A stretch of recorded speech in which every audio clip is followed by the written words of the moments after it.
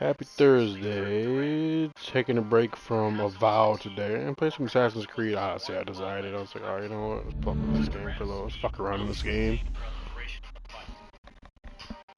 I'm level 34. I do know that. But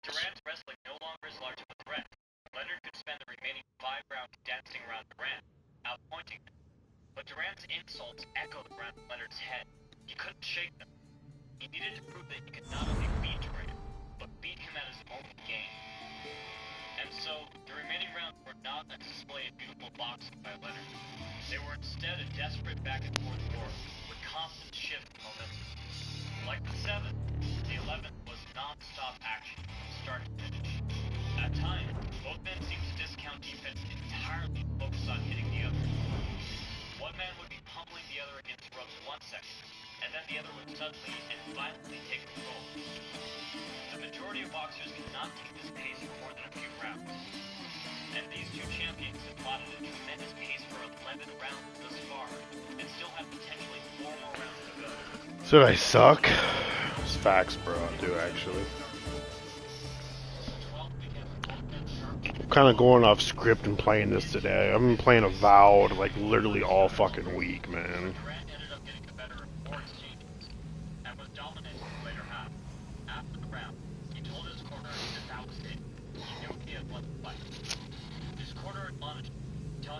And that bitching when shit.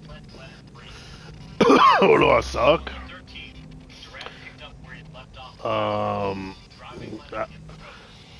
I suck your mom, that's what. Biatch. Durant fought through them and managed to rally, damaging Ray so greatly from against the ropes, he was forced to retreat to the center of the ring. But then, Ray once again got the upper hand, landing tearing, whipping punches to stop Durant in his tracks.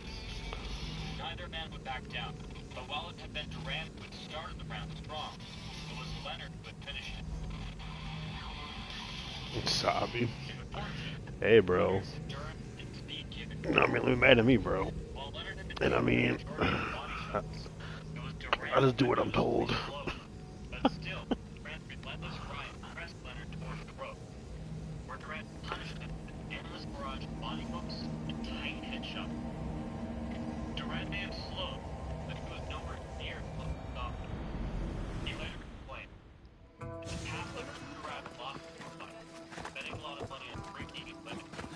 Not this time. I realize how important this fight was." I'm glad a good little bitch is sucking her off. Thank you, I try, I really do. Have a magic tongue, bro, you didn't know?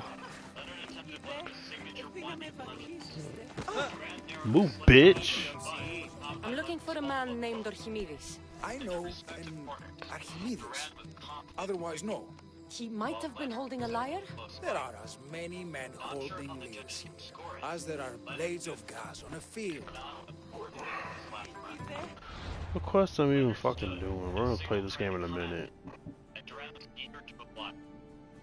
The bell rang, and the ref had to force both men to honor the tradition of touching blood in the final round. By the time the round was halfway through, both men were gasping for air, pausing a few seconds to catch their breath before unloading with their hearts clenched, even now looking for a last round knockout. In the final seconds, Leonard threw everything he had left in Durant, but Durant slipped every punch. Confident of victory, he danced a taunted Leonard until the final bell. Leonard raised his hand, and Durant shoved him one last time, enraged that he would dare play me one fight. The two men had begun the fight as bitter enemies, and nothing had happened to make that change. As Durant so elegantly put it, Why is it like that? final round, I said, "You," but they continued punching him and playing Whatever. subject to punches. I knew I told him I was more of a man. I could take more punches than he can. Praxila's lyre has gone missing. Have you seen it? He hit me hard. Praxila's lyre is missing? I'm very That's sorry. terrible news. Insulted Leonard one more time. First no Euripides and now this? Krefsis really has gone to the dogs. Ray's brother rushed Durant. Durant knocked him out in one shot. But you notice he missed all the confusion, and sadly, only the start of the incident was partially caught on camera. The judges' scores were being tallied, and both men awaited with respectful face.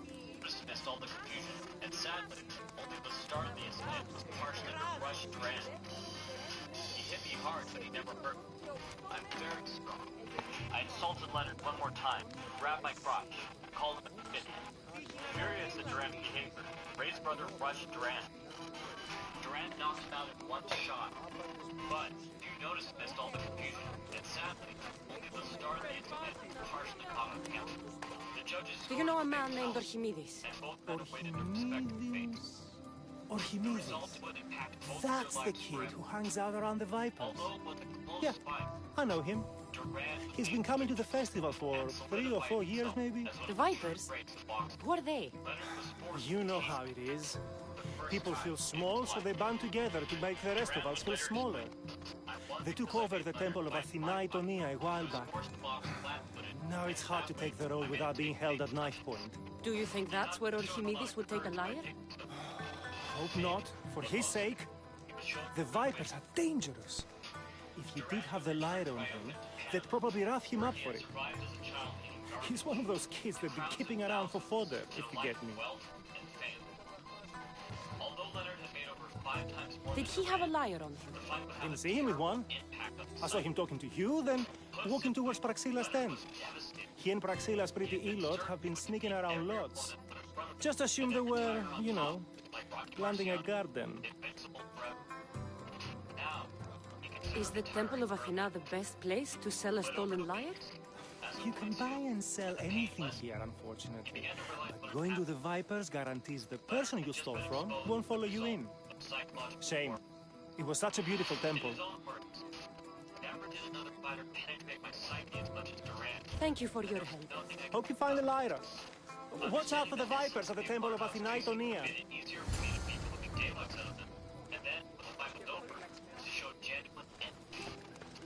With Durant, it wasn't until too late that I figured him out. He wasn't a madman. He only pretended to be one. Leonard decided that he could not leave entirely. He needed a rematch. As it turned out, again, and what transpired shocked the world.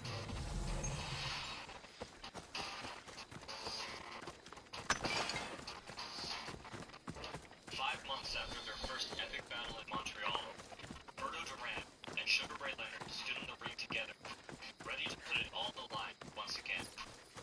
What neither man knew at the time was that this fight would not go the distance. In fact, it was to have one of the most shocking conclusions in boxing history.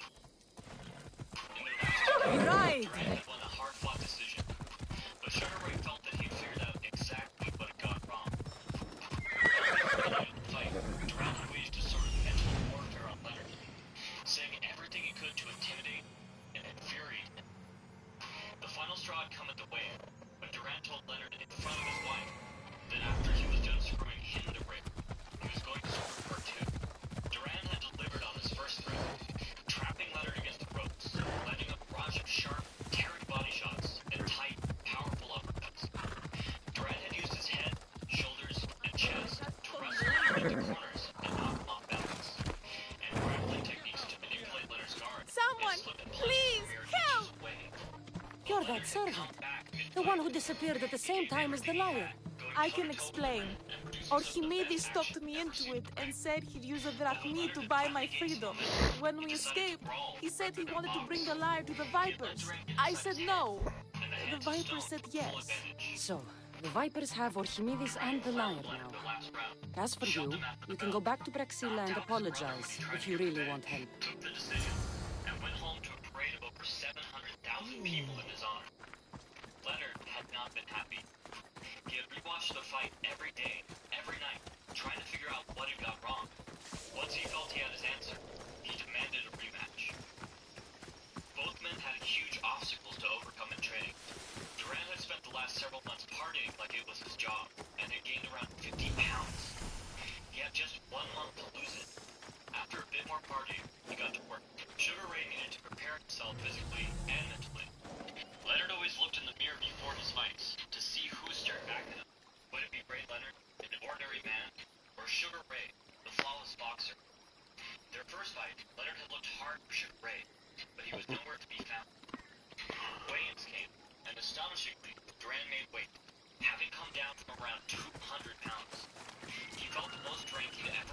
That must be where they're keeping Archimedes and the lyre. The night before the fight, he closed his eyes and started shadowboxing, letting his hands go faster and faster. When he opened his eyes and looked in the mirror, it was Sugar Ray who stared back at him. The bell What rang, the fuck? and now, finally, he would have his shot of redemption. From the beginning, it was clear to Durant that this was not the same fighter he had faced 5 months before.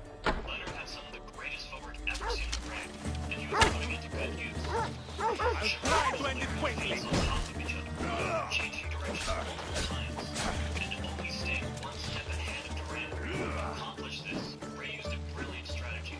First, Leonard would feint, either with a jab or the quick step with his speed hook.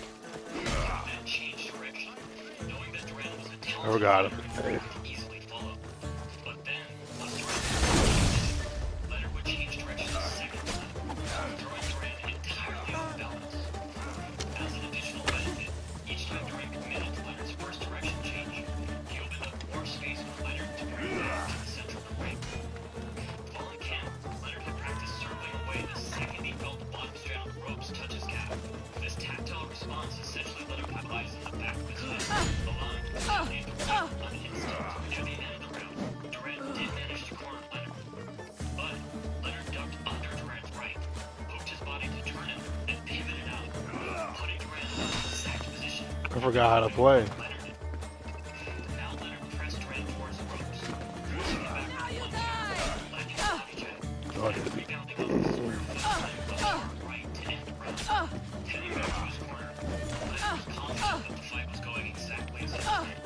In the second round, Leonard took his domination one step further. He displayed a new ability to punch, grapple, and fight all at the same time. Again, Leonard had learned these new tricks in training. He brought in a new sparring partner who idolized Durant and imitated his style. This got Leonard accustomed to Durant's rough style in the fight. Leonard invited his new sparring partner to fight dirty, asking him to throw elbows, headbutt, and throw low blows. At the end of his camp, Leonard could fight on the floor. Leonard had a chance to showcase his new skills near the end of the round, when Durant jabbed and level changed, looking to enter in low and charge into Leonard. But Leonard anticipated this and countered with a body hook and an overhand right. He then shuffled away before Durant could retaliate. Durant gave chase, switching into southpaw to follow Leonard, whose quick shuffle inside moved him into a southpaw position as well. Leonard parried Durant's hook, stepped back, and pivoted into a lead hook of his own. He followed up with the right that Durant deflected off of his elbow. Durant was knocked off balance, but he wasn't one to give up easy. He readjusted and continued on with his attack.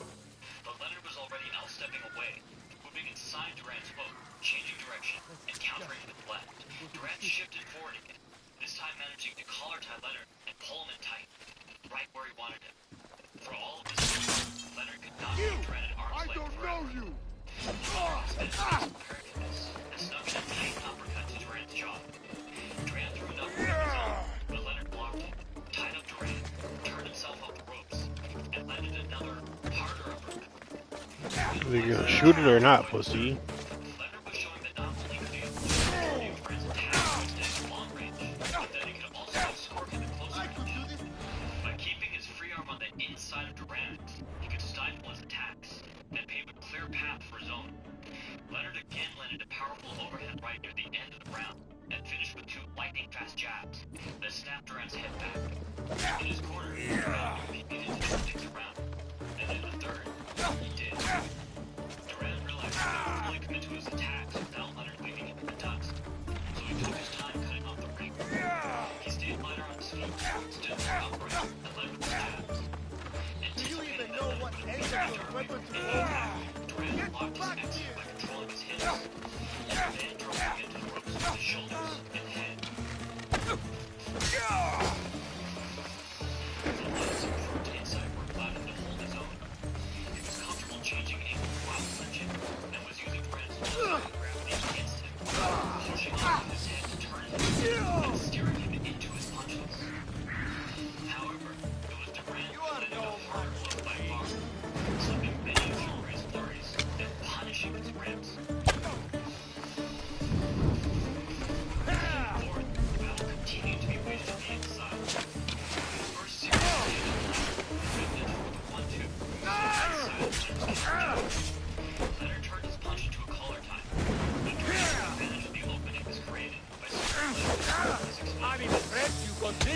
waved his arm to smother Durant, and then wrapped his arm and pulled Durant into an uppercut.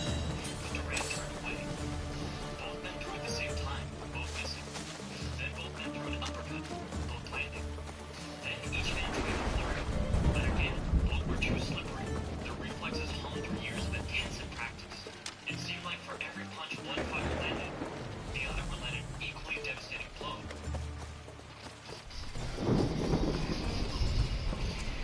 Heading into the fifth, Durant felt he had life figured out, and that he could do some real damage if he kept up the pressure. But the weight cut was starting to have an effect on him. He was breathing hard, his arms felt heavy, and they were not even a third of the way through the fight. He decided he needed to finish it now, and put everything he had into this last round. Durant was patient at first, taking his time to set up his attacks. Then, he turned savage. He charged into Leonard so hard that he was knocked off of his feet. Durant maintains to this day that it was a knockdown, but the ref counted it as a slip. Near the end of the round, Durant managed to beat Leonard against the ropes and brutalize him. He countered Leonard's tight uppercuts with his hooks, tore into a body with tremendous pounding punches. The perfect cross to Leonard's back. His hands went as he tried to move away. Leonard had taken a pounding, but Durant had expelled a lot of energy, and now, from his corner, Leonard tried to find a way to turn the fight around. He had noticed something during the last 3 rounds that had confused him after their first fight. Durant was watching Leonard's feet, reading his rhythm, and using it as a set of punches.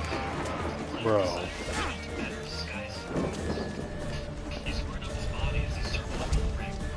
This was dangerous, like entirely exposed, and ultimately a lateral movement. Leonard darted from side to side, breaking his neck and moving up his tempo.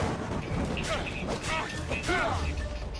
It was working, Durant was tired, and was unable to catch Leonard the way he had the previous round. But every time Leonard did anything other than a jab, he'd get tied up and squeeze his legs. Leonard was keeping distance, but not doing nearly enough to really hurt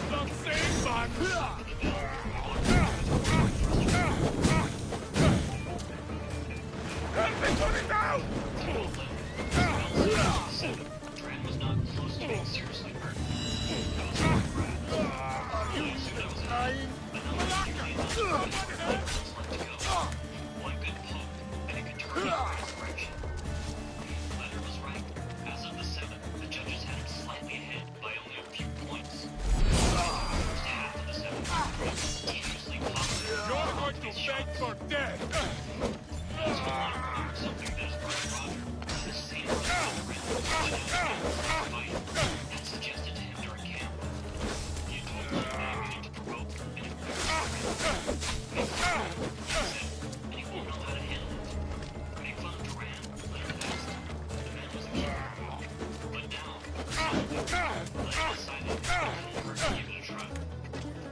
And so, how are you doing that? Durant repeatedly stuck his chin out the way he couldn't catch it. He danced and taunted, just as Durant had done the last round of their first fight. And Durant responded exactly the way Leonard had thought he would. Already tired, Durant's punches became wild and clumsy, and his timing was thrown completely off. But Leonard wasn't done. He wound up his backhand as if to throw a bolo punch, but instead, he threw a jab. That's the dream. The crowd roared, laughing at the great work of Durant. The man that previously compared to Charles Manson was now a laughingstock, the butt of the joke. Recalling the 7th years later, Durant would explain, "Of course I was frustrated, because I wanted to box, not dance salsa or play like a clown. I motioned him to come fight me, but he kept dancing. That's not boxing." Durant was furious. Of course, Durant's emotional, unrefined punches only made it easier for Leonard.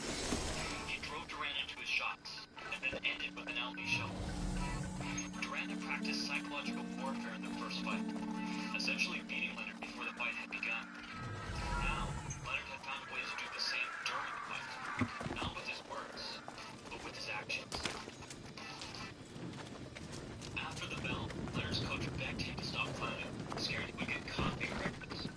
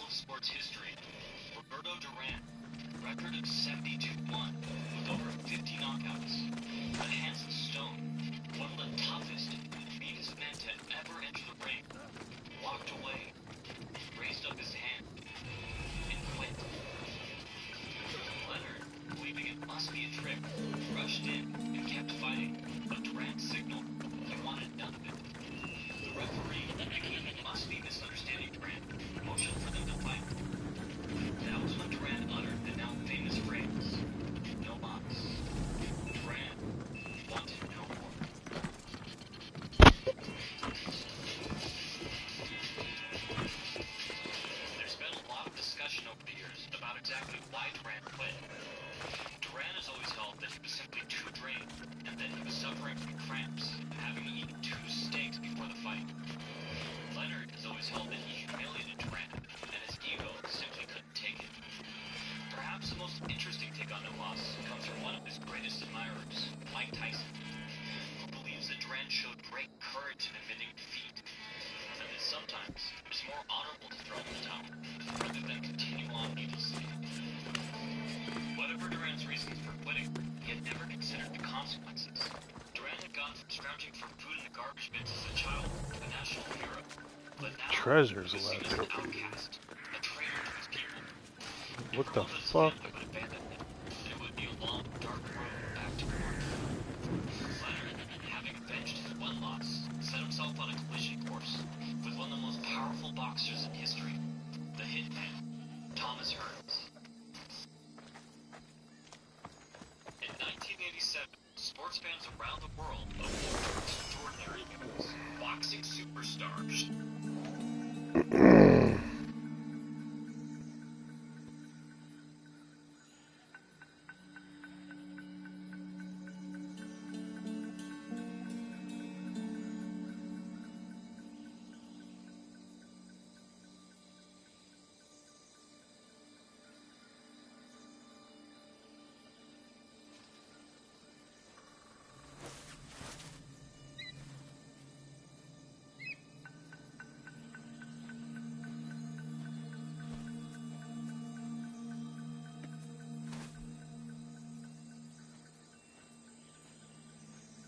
After avenging his one and only loss against Roberto Duran, Leonard set his eyes on a new competitor. A fighter who could both box with skill and nuance, and also hit like a freight train. A man with a 4-inch reach advantage, and an undefeated record at 32 wins, with 30 by knockout. That man was legendary, Thomas the Hitman Hearns. But as imposing as Hearns was, Leonard had something to prove. And he saw Ray as still untested, seeing his I fight doubt with Durant not so much as a victory for Leonard, as a disgrace for Durant. Leonard saw an opportunity to prove himself once and for all, and Hearns saw an opportunity for an easy win over a big name. A knockout could propel him into the public eye and cement him as one of the most iconic boxers of the era, and he expected to make easy work. Malaka got what they deserved. Did they force you to steal Praxila's lyre? No, they gave me the confidence I was lacking. We would drink and complain about poetry at the festival, and I let slip that Praxila's my mother. What? Praxila's your mother? She is. She abandoned me and my father when I was a child. Something about following her destiny to be a wandering poet. My father, Achaikos, built the lyre for her as a wedding present. She loved it more than us. I wanted her to feel the way we did when she left. Until his competitor was left bewildered and confused. Hearns had mastered many of these same tactics, but he relied far more heavily on his signature flicking jab. Like Muhammad Ali, Hearns threw his jab like a whip, and it was highly versatile. Hearns could throw it from all different angles, leave it out to stiff arm and steer his competitor, or pull them into a shot. But most importantly, the jab Praxila got what she deserved for abandoning her family. I just wanted her to feel some of the pain I felt. Why don't I feel better? Archimedes, I know you still have the lyre. Give it to me. It got broken in the struggle. Malaga. Wait, before you leave, I need some advice. Should I talk to Praxila? I don't know what to do. Love it. Buy it at a discount or send it back. Keep the games you love at a great discount. Approach Praxila as yourself and talk to her. Maybe she missed you and didn't know how to come home. I need time to think about everything. My father, my mother, my friends. Please don't tell Praxila who I am. Upping the stakes even more was the fact that Muhammad Ali, hero and inspiration to both, had front row seats to the fight. The two men went into their corners, and then the showdown began. The first few rounds, the fighters mostly kept their distance and tested each other's reflexes. But there were hints and indications of what a dramatic and action-filled back-and-forth fight the bout would shortly become. Hearns' strategy was no mystery. He hoped to push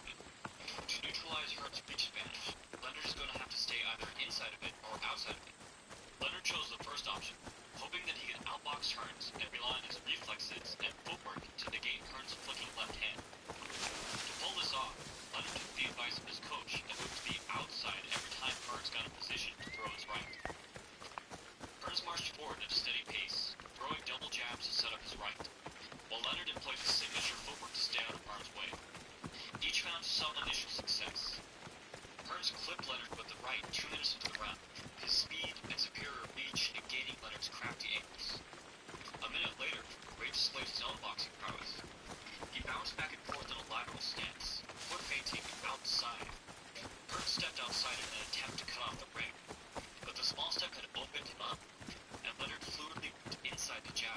But this jab itself was yet another feint, used to draw Hearn's own jab. Leonard was already pulling back out of Hearn's way, and now he stepped inside to land with his left, before pivoting out to the center of the ring to exit. Fighting Sugar Ray Leonard could be confusing, to say the least. But the most entertaining punch of the first round landed well after the bell. Ray tried to push Tommy aside and said, I was able to get the lyre, but not in one piece. Thank you. Oh, Haikos, what mischief did you get yourself into? Round two, each fighter felt comfortable enough to open fire with a riskier shot, if only spared. Midway through the round, Hearns connected with the sharp Oh, right Cassandra, which Leonard's thwarter of thieves. I appreciate you bringing the Haikos back to me, but I need to ask another favor. You need help fixing the lyre. Perceptive, too. Look at it. Wood's gone soft, body splintered, it's stoneless, toolless even. What can be done to save it? Cressis has been having these festivals for years. The town is built around it. without a shadow of a doubt that he could outbox Leonard. In fact, he was clearly starting to dominate the outside game. Leonard's entire plan had been to outbox Hearns, tearing into his body. Of course, because instruments are as fragile as a poet's heart, there's a master lyre maker at Krefsi's port. Not too far away. And since it's been proven that nothing is safe on these hills, I'll need some muscle for protection. I can help you get there safely. The journey will be worth your while. Come now. I'm right behind you. I have very fond memories of this place. I've watched the port grow into a town, and the small gathering of friends grow into a massive festival. It's more home than home. Your true love is a lyre and your home is a poetry festival? That was easy for Angelo to say. Trying to get close to Tommy Burns carried his own. I was fighting the hitman. He wasn't called the hitman for nothing. But I had no choice. The first few days after losing to Duran were perhaps the worst days of my life, and I died before I went through that again. And so, the third round started off with a bang. Burns got aggressive, eager to pay Leonard back. Leonard stayed in the pocket, skillfully avoiding Burns' punches, but throwing a few of his own. And then, finally, things got serious. It began when Leonard shuffled in deep to throw a hard overhand to Burns' jaw. Burns stifled the tremendous punch and rode it back. He missed with a tight rear hook, framed up Leonard's shoulders, and shuffled out to exit. But Ray turn shifted, throwing his entire body into a rear hook. Burns ducked up and came up smiling. But Leonard was relentless, no doubt trying to wipe the grin off Burns' face. Burns stifled his right, and Leonard slipped his in return. He nearly caught Burns with a tight left hook, but Hearns managed to block it just in the nick of time. The punch grazed Hearns without inflicting any damage, but Leonard was already following up with another fight-ending right. Hearns pulled back, avoiding the punch by a fraction of an inch. Rarely had two talented fighters seem so equally matched, each avoiding the other's knockout blows by the skin of their teeth. And now it was Hearns' turn to go on the offensive. The two continued to fight at mid-range, neither able to land anything significant. But then, seconds away from the bell, Hearns got his distance and connected with Leonard's forehead, following up with a devastating body shot. Hearns was throwing too much heat for Leonard, and he was forced to back up against the ropes. He narrowly avoided a chopping right, but took another deep blow to the gut.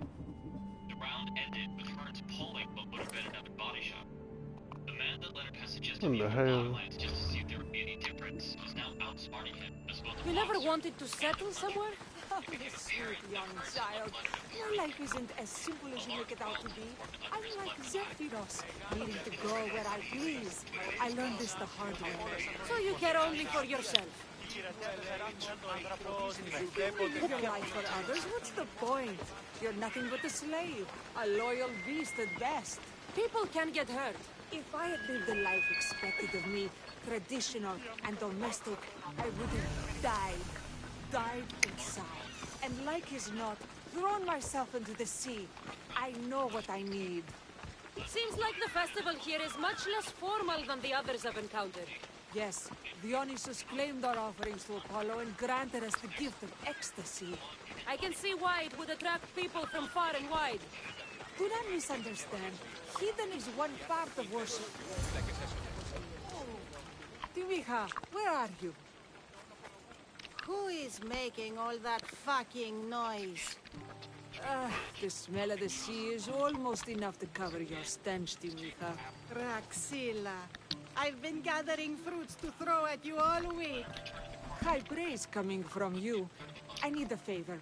A Haikos was kidnapped by some idiot and needs a new neck. This idiot?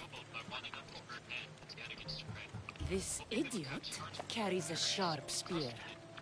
I hired this muscle here to get a Haikos How back. many names, bitch? Now she's Fuck keeping your me problem. company. All right, give him here. Poor fellow's been brutalized. But you can fix it, right? Of course I can fix him. I am the best pair of hands you're going to find outside of Athens. Problem is, a Haikos is a special boy. I have materials, but nothing worthy of putting him together. What materials do you need? I have what I need for the neck, but the old one took the strings and broke out when it snapped. Ah, there's a crack running through the soundbox. That needs to be replaced. What should I be looking for? Some use bone for the yoke and neck, but nothing beats wood in my opinion. Strings are made from gut, and we could use a shell for the soundbox.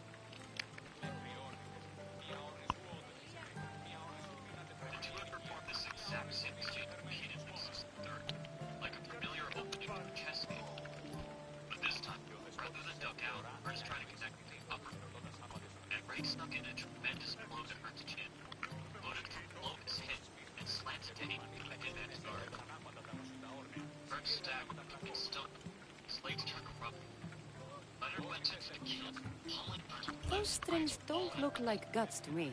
They are. Just soaked for a long time and pulled thin. I'm sure you'll enjoy killing some legendary beasts to help a Haikos sing. Ew. I've seen some liars with turtle shells for the body. Not a lot of turtles on this coast, but a good sturdy conch should do the trick.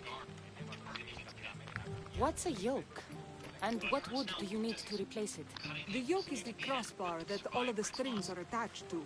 Sure is. It needs to bend, so a springy wood is best. I think we all can agree on that.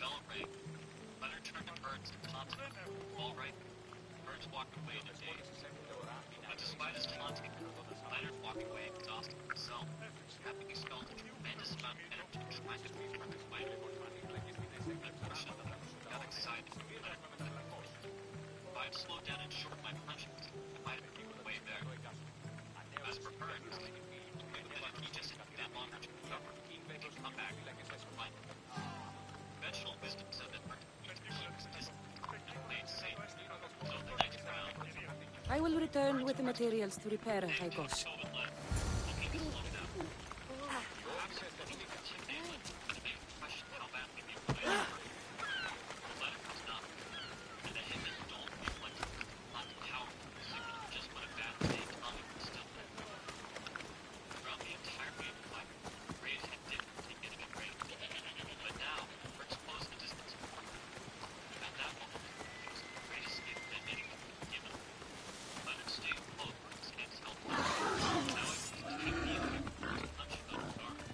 Come on, bro.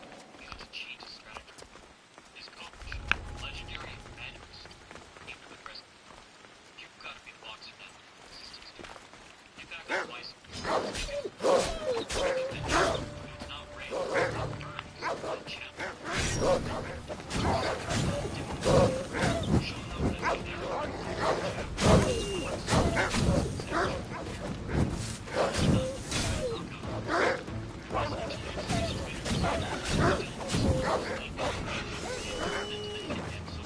are fierce animals. I'll get them for Percy.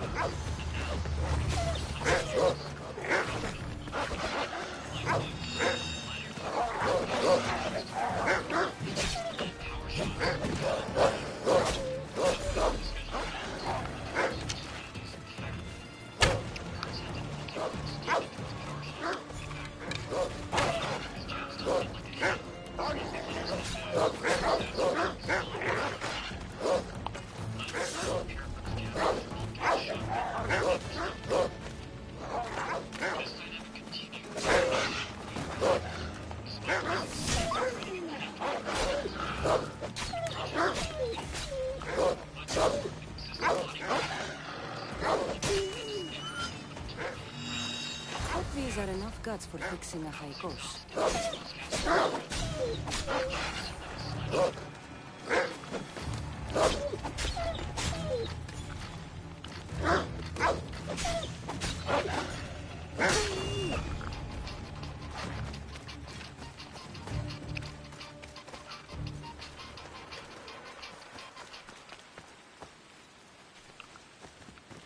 I was exhausted. I was gasping for breath. His jab seemed like a sledgehammer. The 11th began, and things went from bad to worse for Leonard. Kurtz connected with his signature punch. Outwardly, Leonard remained calm, but he backed up for the first time since getting Tommy in trouble, and kept backing up as Kurtz pressed him. Now the fight had done for 8:60, and Kurtz pursued once again, landing an accurate body shot. This shell should be perfect for Praxila's lyre.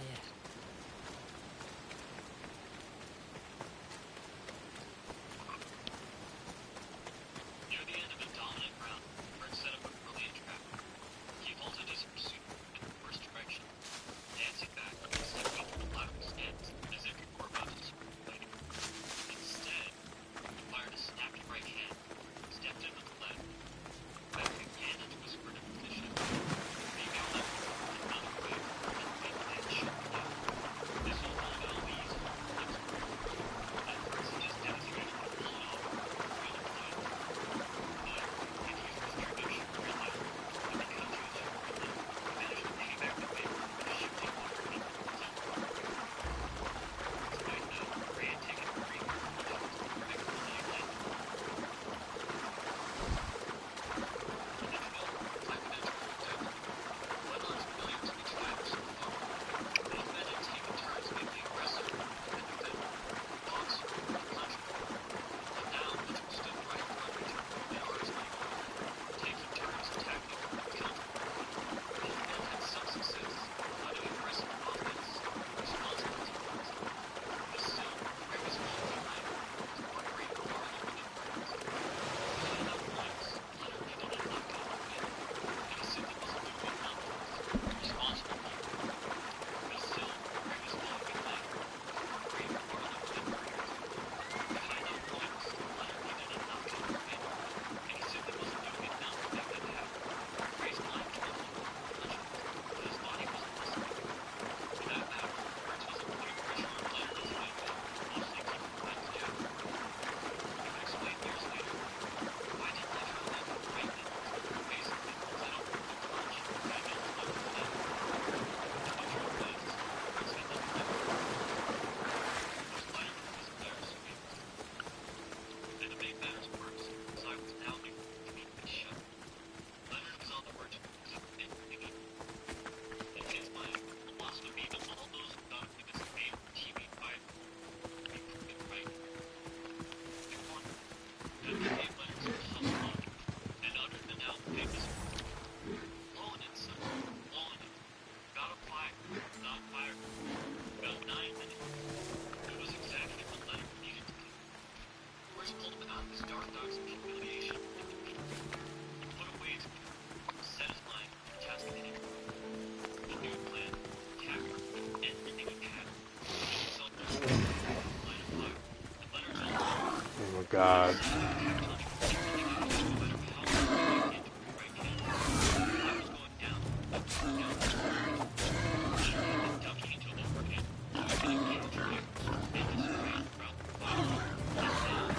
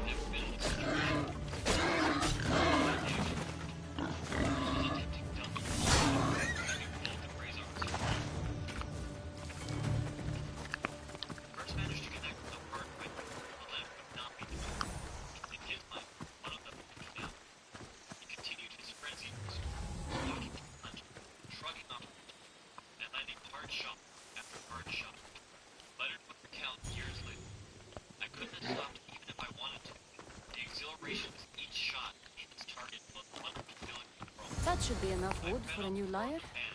Inside of my abundant trouble, ready to be destroyed. And to think, people question if I could be ferocious enough when necessary. How wrong they were. I'd love to get up. I'd love to see them crumble. The birds collapsed against the ropes, with seconds left to run. And this time, the ref pulled a knockdown. But Burns was saved by the bell. With a minute to recover, Burns had one last chance to take the fight. Going into the 14th, Burns was still in 8 rounds. Taking just over 6 more minutes, the fight, the title, was still his.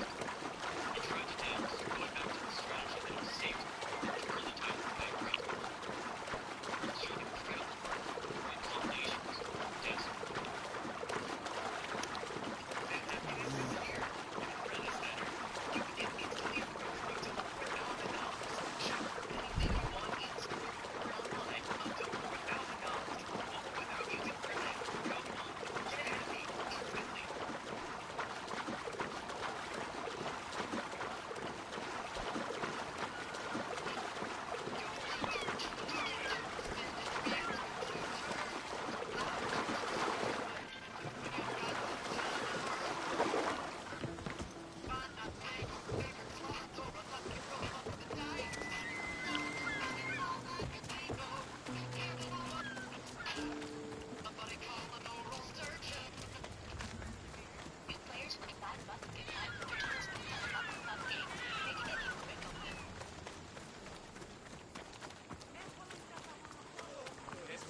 I have everything we need.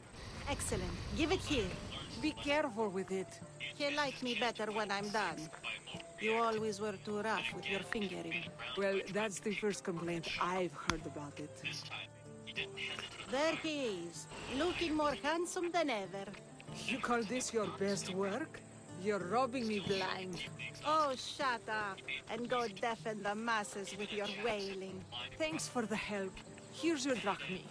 I need some time to put a high cost through spaces. I might need some help after though, so swing by my tent when you have a minute. Sure, if I'm in the area.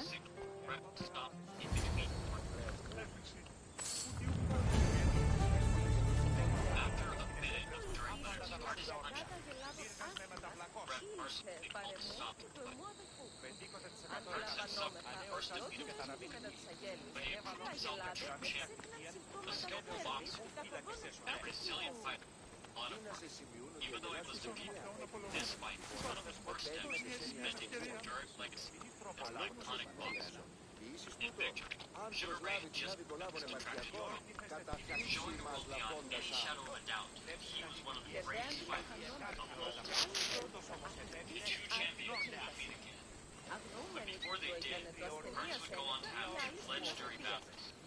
One against Leonard's old rival, the hands of stone, Bruno de Brent, and the other against Marvelous Mark Patton, what was considered one of the most action-packed, explosive weapons of all time. Thanks for watching. Please subscribe and technique. If you would like to contribute to help make more videos like these, you can become a patron channel on Patreon. If you're interested in progressing your own skill, you can check out my books on footwork and power. Linked below. Footwork Wins Fights recently reached the #1 bestseller spot on Amazon Boxing, and I'd like to express my sincere appreciation to all of you. The modern martial arts Legacy. happy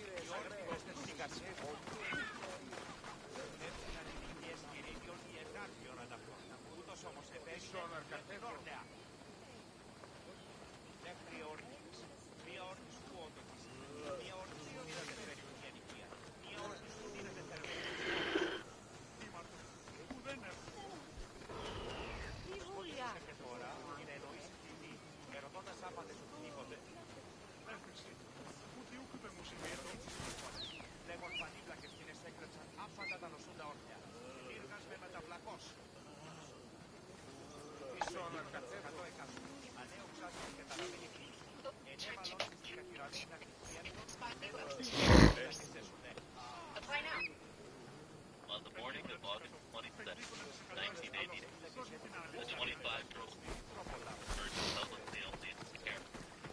Was running 30 minutes late. That's close enough! Not another step! The kind of minor disruption that happens to everyone. The kind of thing you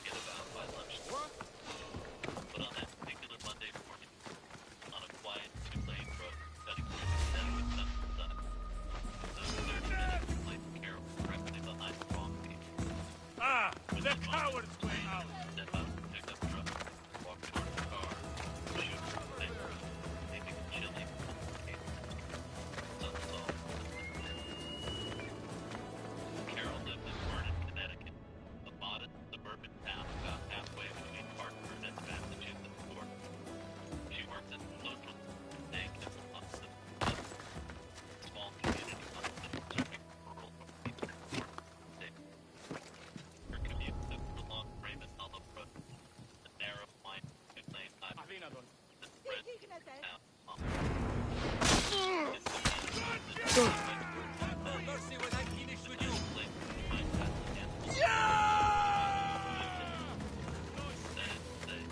This wasn't the sort of place where you'd have a lot of witnesses to any crime took place. On that August morning, Carol was driving her beautiful route. She came up the 95 pickup truck. It was moving slowly. There you are. Noticed her. And almost immediately felt something soft. The truck was speed up for a stretch, then brake abrupt, forcing her to slow down. Then it turned across the center line, veering into oncoming traffic close up to nearly half the car. Pulling back, some lane. Someone's here! It was the kind of behavior that makes you grip your steering wheel a little tighter and debate whether to try to fix it. But Carol stayed behind. At any rate, there wasn't much opportunity to overtake on a road like Green Hollow, and perhaps she assumed the driver was prepared or otherwise distracted. People drive like idiots sometimes. You say that. You give them space. I'm here. And eventually you go off in separate directions. Getting away! Suddenly it fell. The driver brought the truck to a complete stop in the middle of the road. He just stopped, dead center, blocking the lane. Carol had no choice but to stop. Then the driver's door opened, and a man stepped out. He was white, roughly 5'10", with a medium build and brown curly hair. He didn't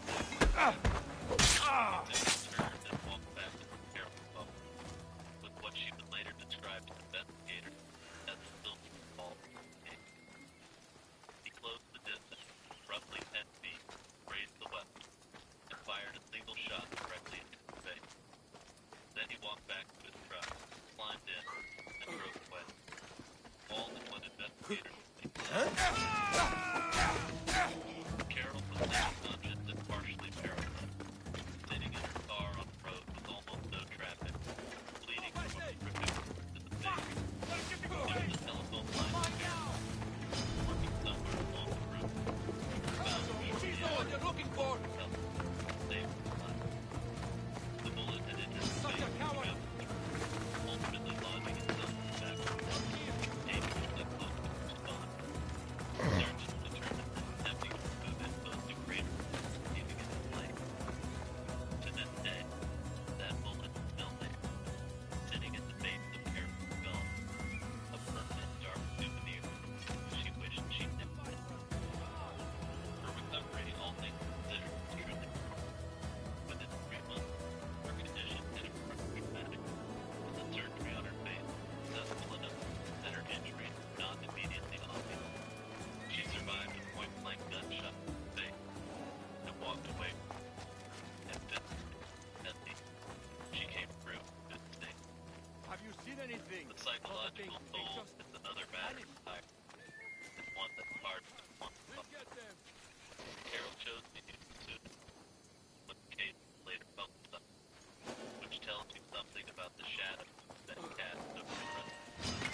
You don't Bro, stand come a chance. on. Why does he look all the fuck around, bro? It's so annoying. Weighed heavily on I see her there.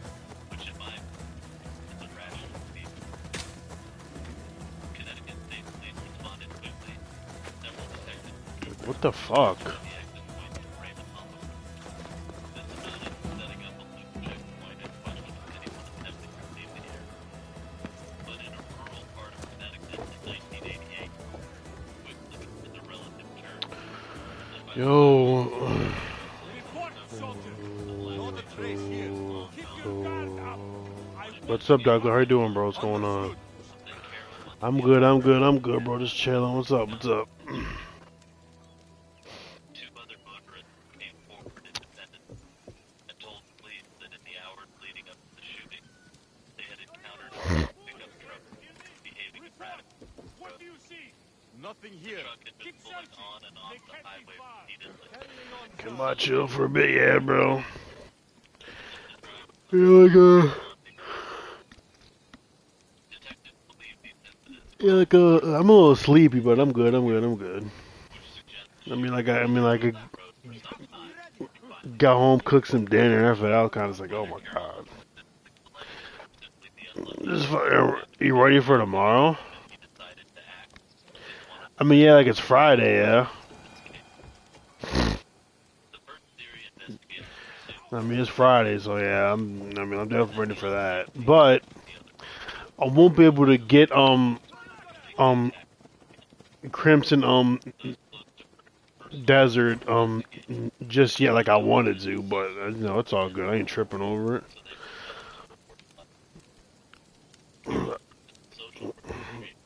Time to party for the weekend? Yeah, sure, yeah. Party with my PS5, yeah.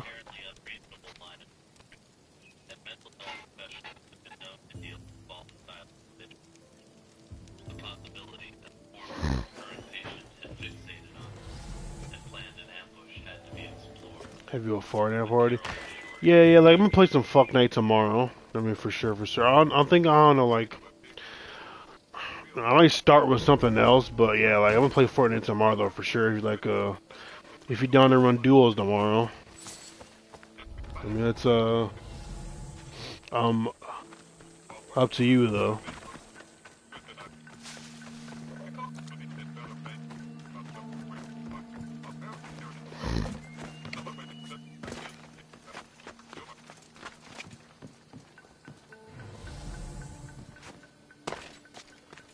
Yeah, I'm down. Just let me know, and I'll be there. Okay, yeah, for sure, for sure, for sure.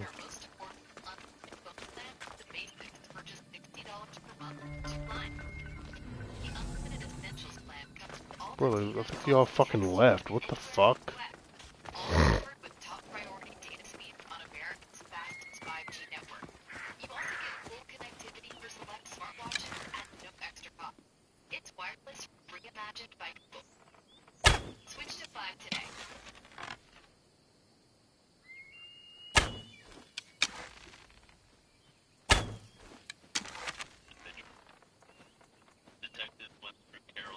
This bullshit.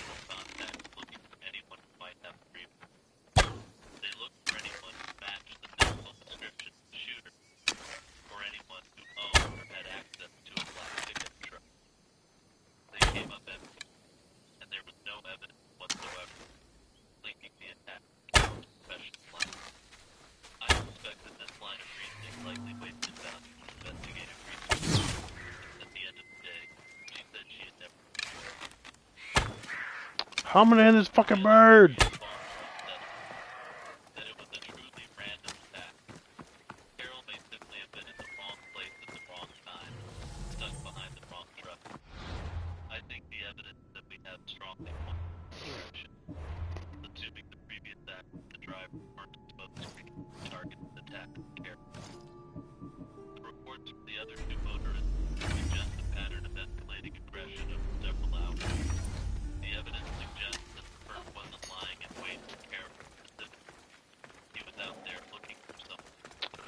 Bro, like, he fucking literally left the area. Why the fuck? We're like, strange.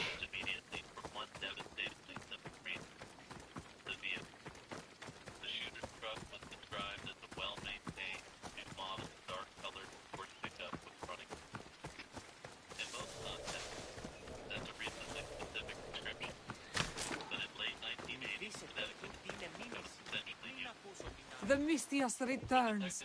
Do you have time to accompany me and Achaikos to our triumphant performance? After all this, I wouldn't miss it. Excellent. We team up once more. So we're a team now. Can I still expect to get paid?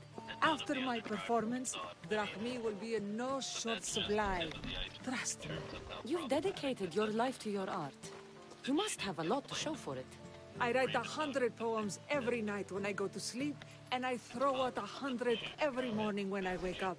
Luckily, some have survived to touch people. Do you have any favorites?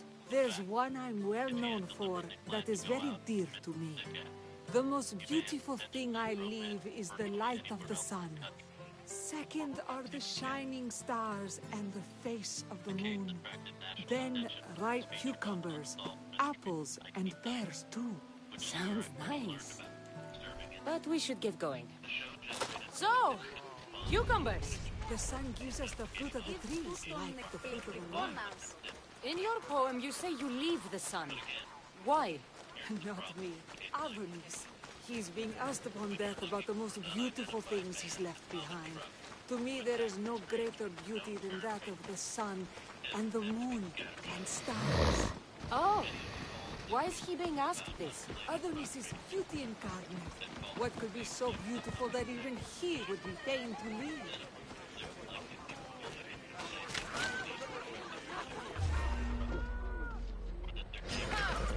So you've come to face me. That was a mistake.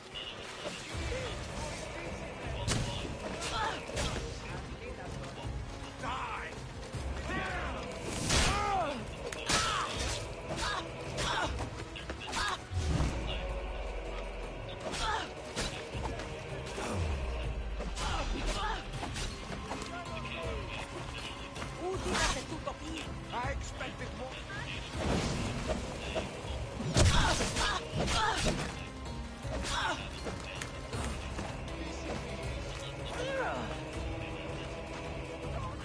You can't win.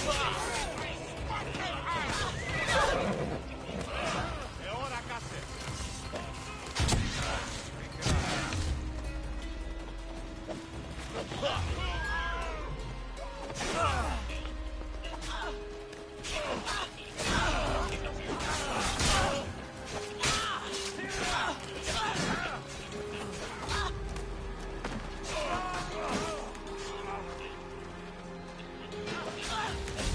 Well, like, I don't know who the fuck this bitch even is.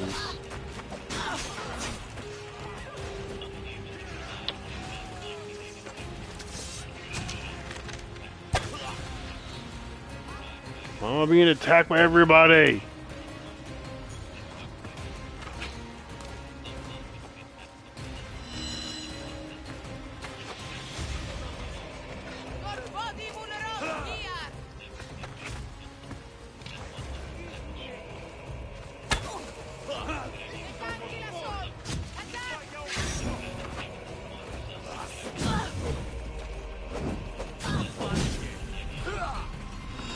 Bro.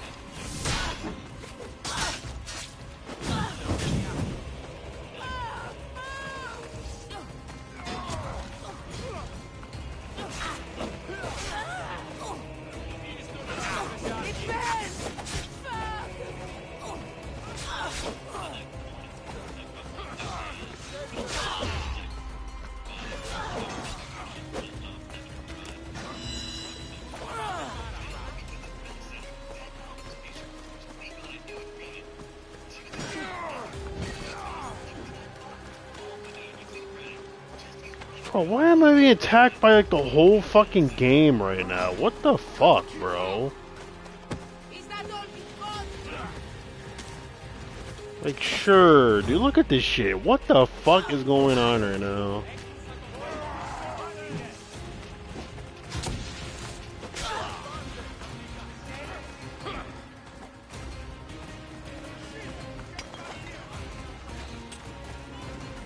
This is ridiculous.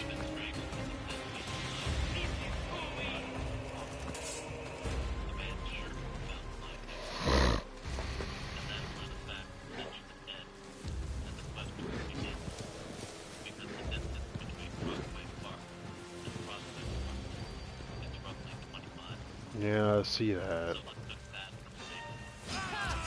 So you've come to face me.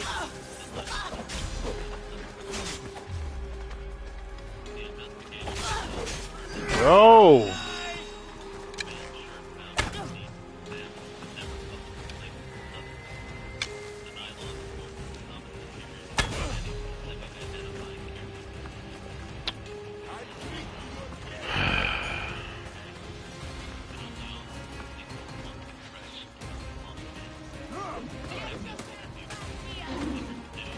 does she have more health?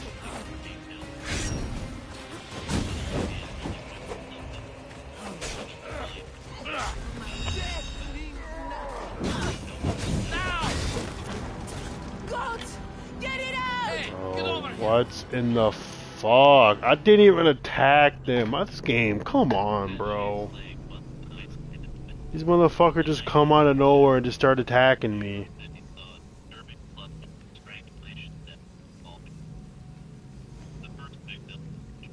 What the fuck is that shit about?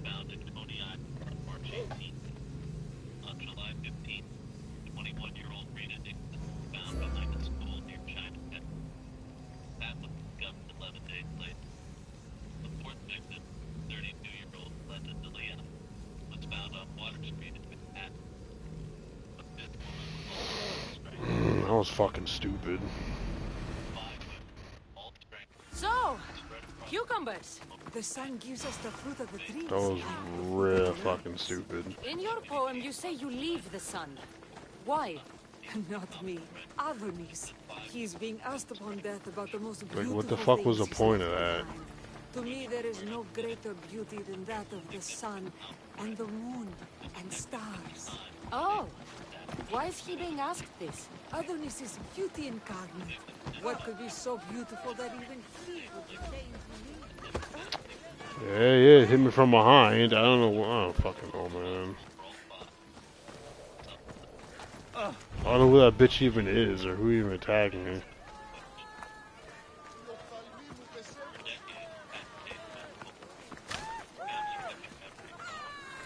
I see.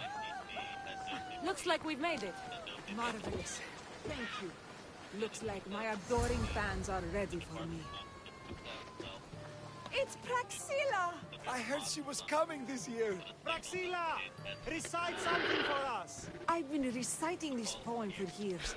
Cassandra, would you do me the kindness of allowing me to hear it anew from your lips? I couldn't. Nonsense. You know everything you need to do it justice. How about something new this year? The most beautiful thing I leave is the light of the moon. Wow! Is this a new version?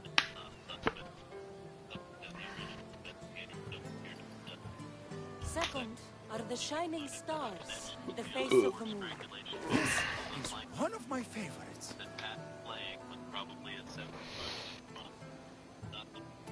Then, ripe peaches, figs, and pomegranates too.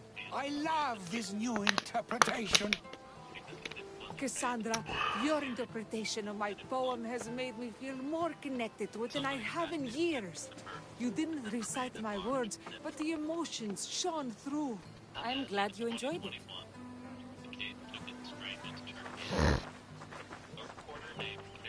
It wouldn't be a poetry festival without someone causing a disturbance. Praxilla, get to safety. I can handle them.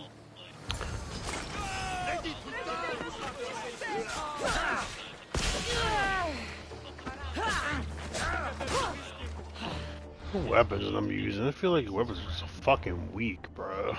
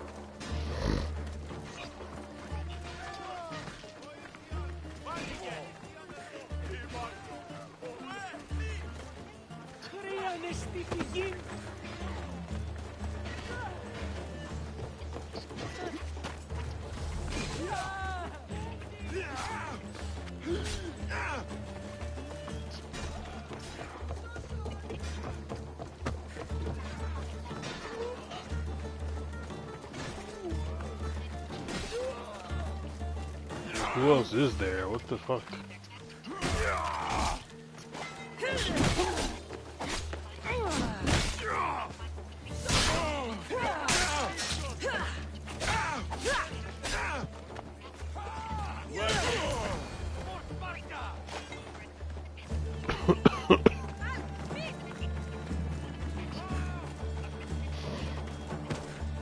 Happens every year. Some cursed idiots drink too much wine and get themselves killed. I didn't know poetry festivals were such lively events. Indeed. I need to take a moment to recover. Let's go back to my tent.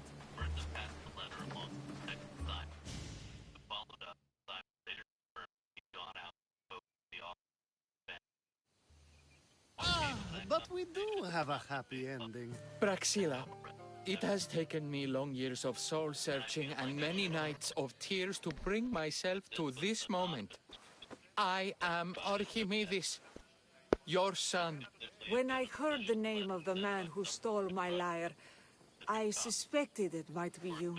I've dreamt of hurting you as you hurt me and my father 1,000 times. But I only knew you as the mother who abandoned me, and not as the artist that I just saw. Just as Adonis lamented the beauty he left behind, I too left that which was most precious to me on the death of my old self. You're not dead. Neither of you are. Take this opportunity and see what you can build together. Thank you for all your help.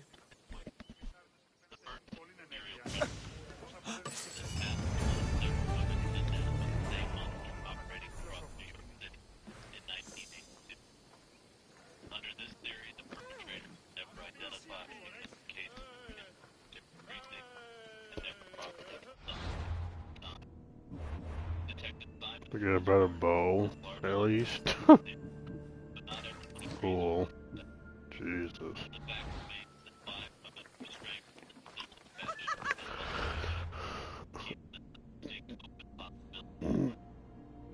She paid me. I mean, like, we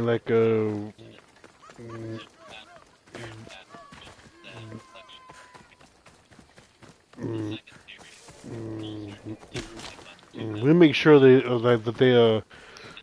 give that coin up. You know what I'm saying?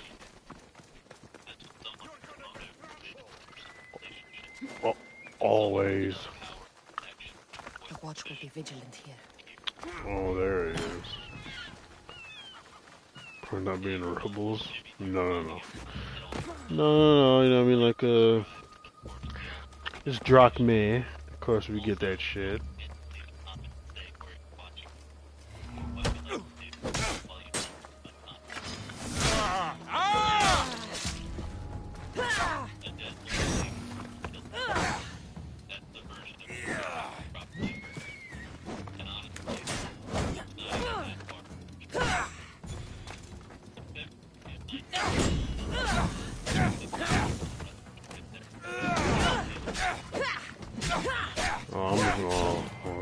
Trust me, man. Like, he can get his ass beat.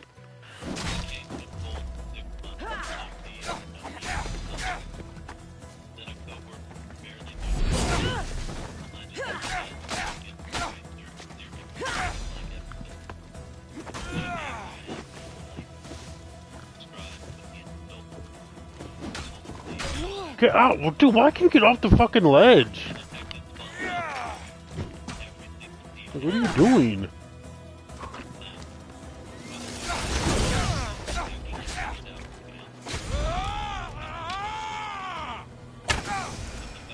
Pussy. Yeah, fuck. Like that teabag. Bitch ass motherfucker. There we go. I mean, we got some better gear now. I need better gear. That's the fucking problem. Like, what the fuck, man? I need better shit. Like, for real. We're lacking in the fucking...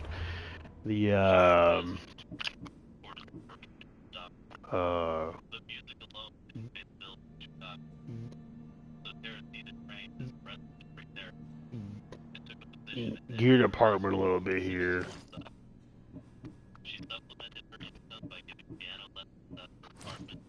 What the fuck? By all accounts, she was quiet, well-loved, deeply devoted to her.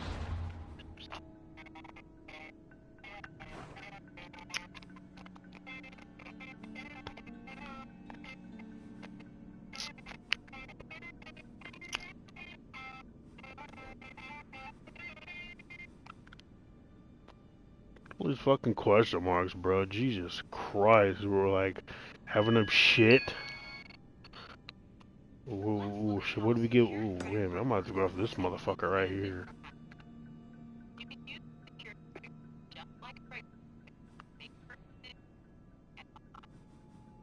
Why can't I fetch over there? Why?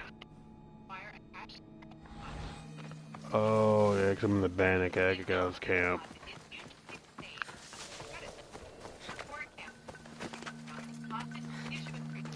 This bitch got some gear on.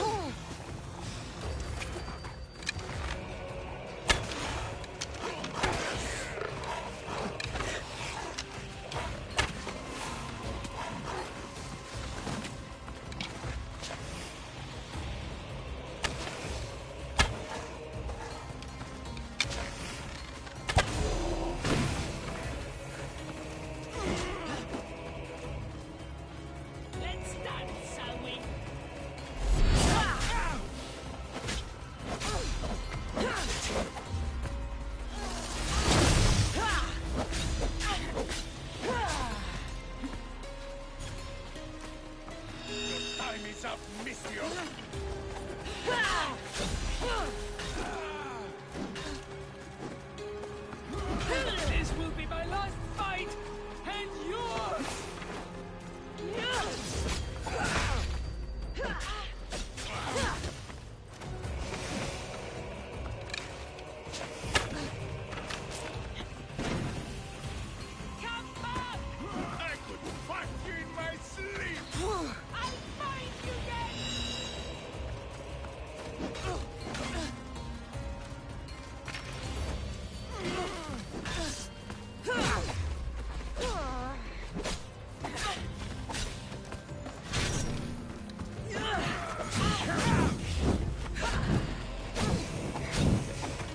Somebody help me!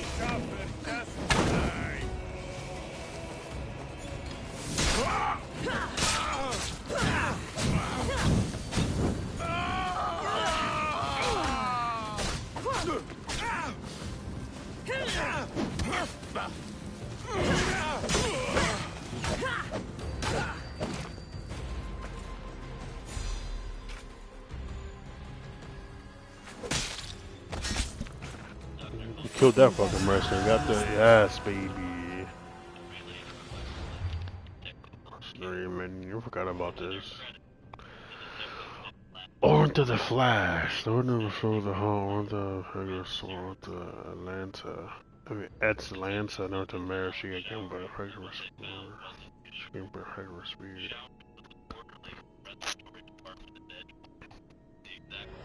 Yeah, well, she's dead now, bitch. And I got her gear, which is what I wanted.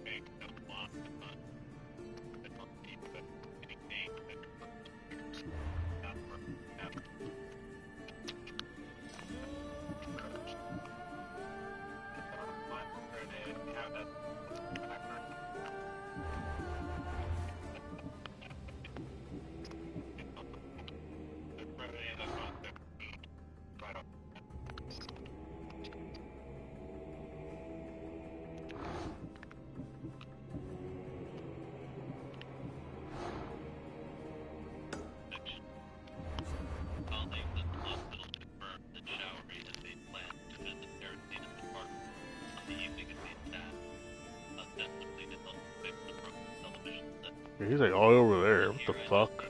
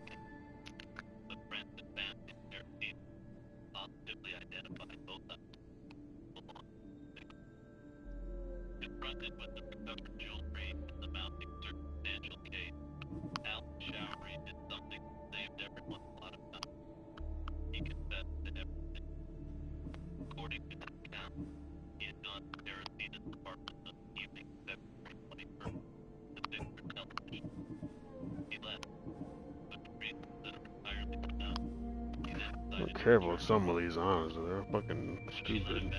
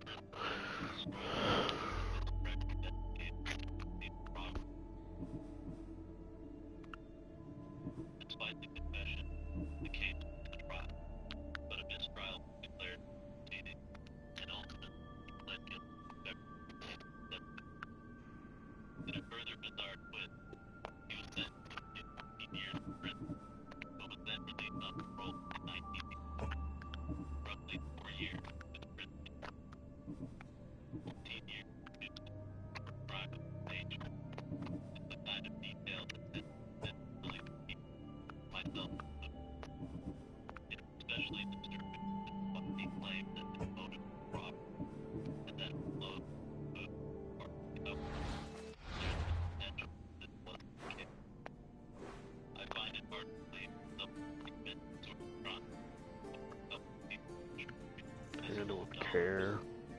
I have to think that he may have done things far darker.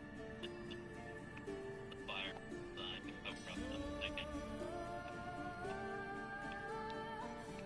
Now the question that hangs over this entire case is obvious. Did Tarantino actually communicate beyond the grave? Personally, I think the honest answer is that we simply don't know what happened to Remy Chua during those episodes. The mildly skeptical explanation is that information about showering visits What is this, I wonder? and circulated through the hospital rumor mill in the months following the play. Remy Chua may have absorbed these details without consciously registering them, and during her transit, they served in a way that felt absurd, like a voice that wasn't heard. The human mind is remarkably good at constructing narratives and half-remembered fragments, especially under stress. The hard-skeptic position that Chua may have fabricated the entire thing as a way to deliver the evidence completely. However, I find this extremely hard to accept, because the idea of framing it as a ghost seems far less like an interaction with investigators than simply reporting. What's going over there? I have to emphasize that I can't understand how Tarantino's focus on prophecy. If they happened, there would have been no need for this apparent intervention beyond the grave, because it was apparently a widely circulating fact that the shower had been Tarantino's consent. For 27 years, one family was known for nothing more than Jane Doe. A teenager from no name, No. no family living, no secret, just 5 bullets, shallow river, along Interstate 10, southern Missouri.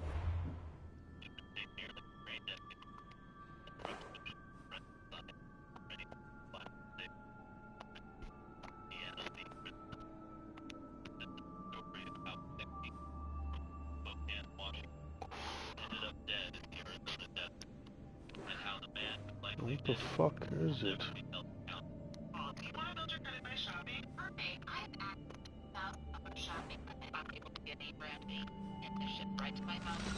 So, directly from my paycheck so I never have to worry about it. Perfect. Affordable payments are easy. No interest and no payment. Help count. Deanna's childhood wasn't easy. Her parents divorced when she was young, fracturing the family in ways that would rip it up for decades. The split created deep estrangement within the Crystal family. Relatives lost touch with one another, and the normal safety net simply wasn't there. Deanna found herself caught in the wreckage, and by the summer of 1987, at just 16 years old, she developed a pattern of running away from home. In July of that year, she ran again.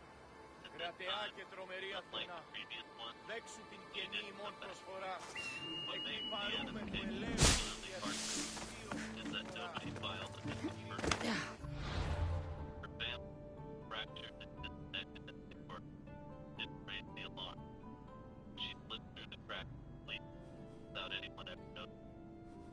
While living on the street, Deanna crossed paths with a man named William Robinson.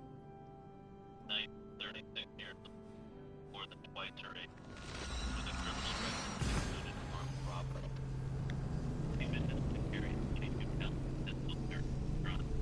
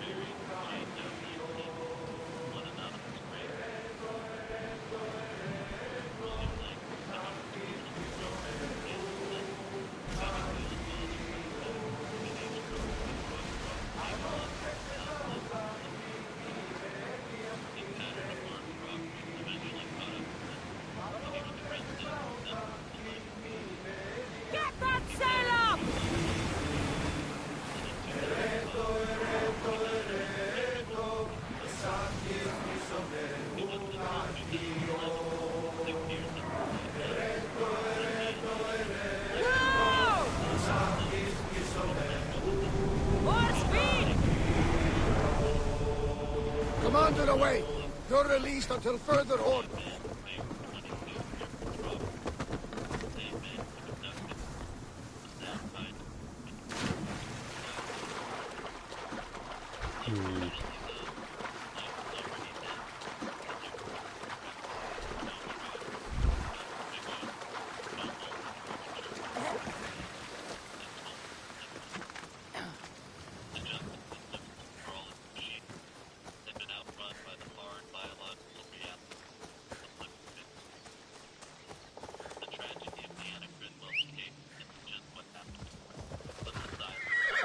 Let's go.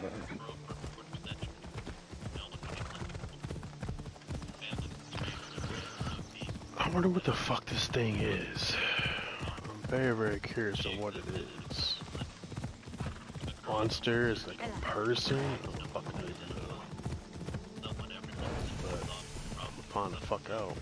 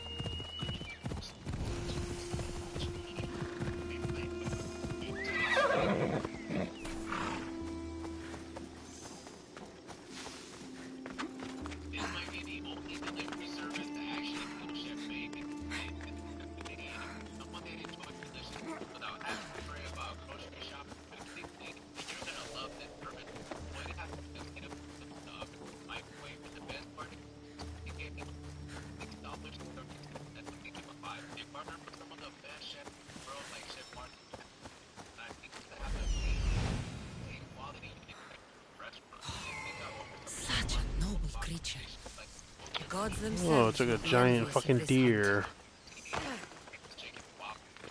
It's a legendary animal.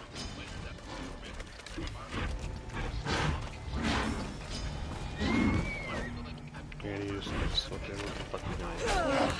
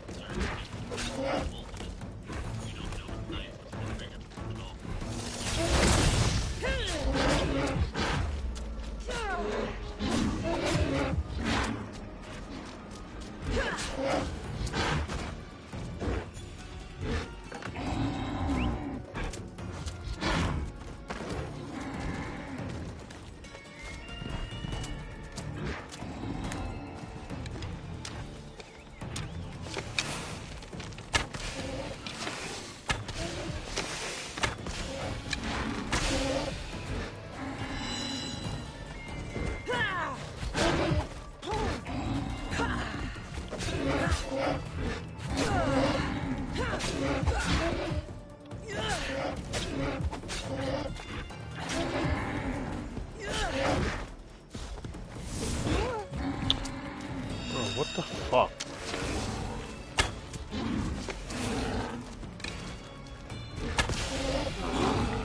Bro, get out of the fucking way!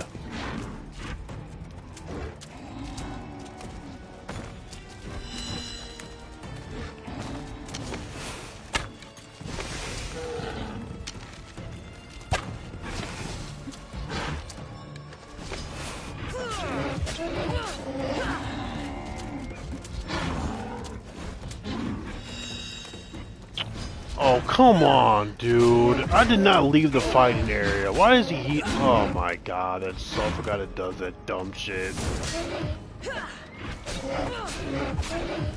You did the fire for a second, he fucking heals up automatically. It's so stupid. Just waste all... Oh my god. Oh, that's fucking bullshit.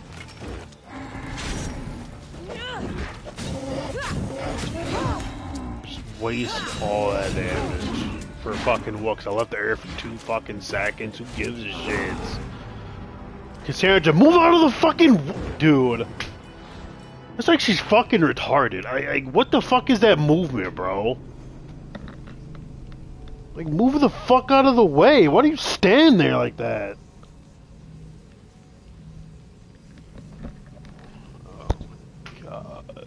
Fucking spongy ass fucking boss, bro. I just hate my fucking life. Just fucking hate it.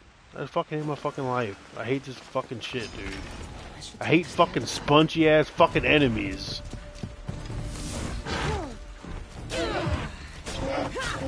That's all he is. Like, come on. That's all the fuck he has. Spongy bullshit.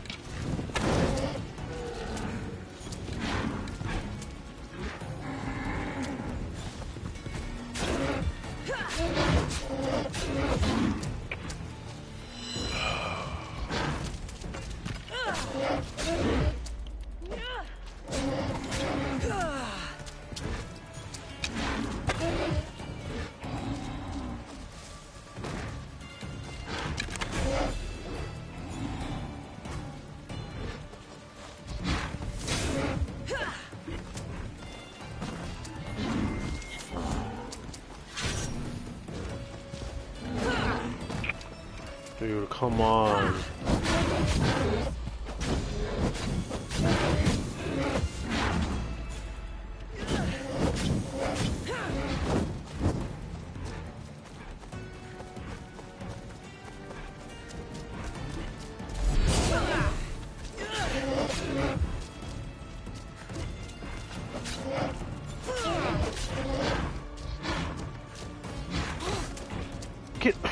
I don't understand what she's doing, bro.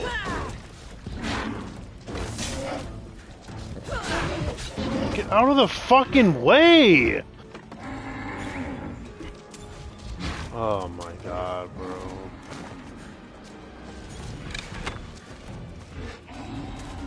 I cannot stand the fucking dodging.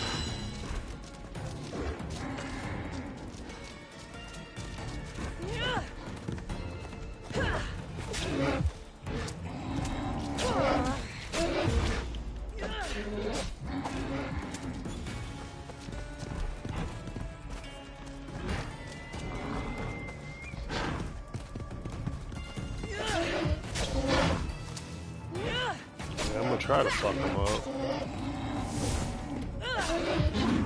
I'm trying.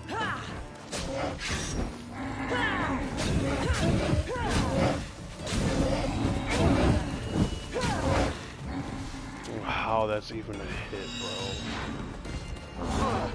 Dude, how does he hit me right there?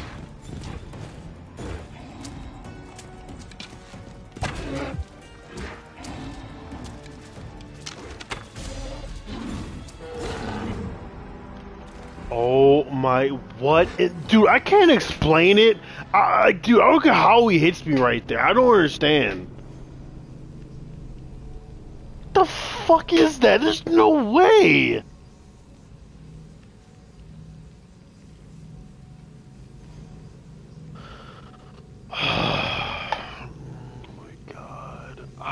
I can't explain it, bro. It feels so fucking weird fighting him. It's like you think you're moving out the way, then he just fucking hit you with his fucking antlers. Like, God, I hate these fucking animal fights, man. Shit is so fucking dumb.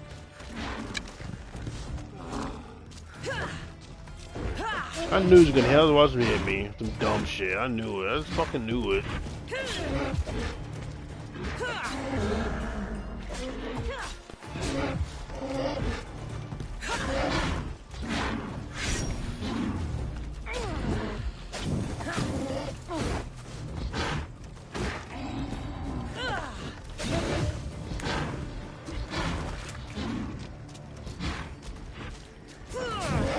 If he is, I don't like it.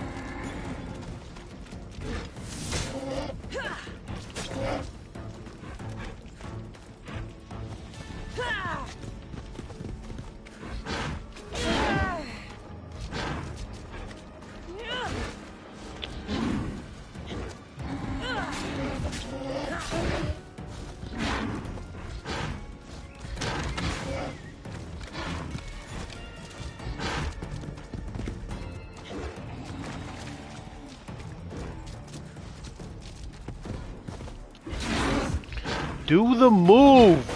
Oh my god, a little too late. A little too late, bro.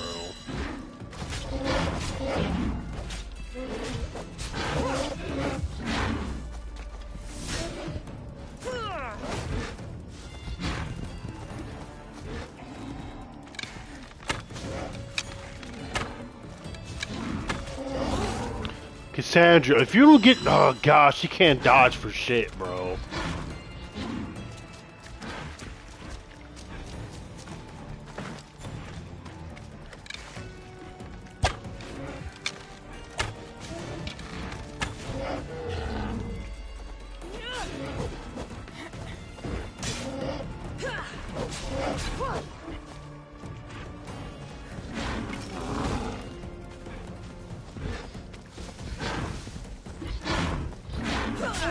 Like a fucking...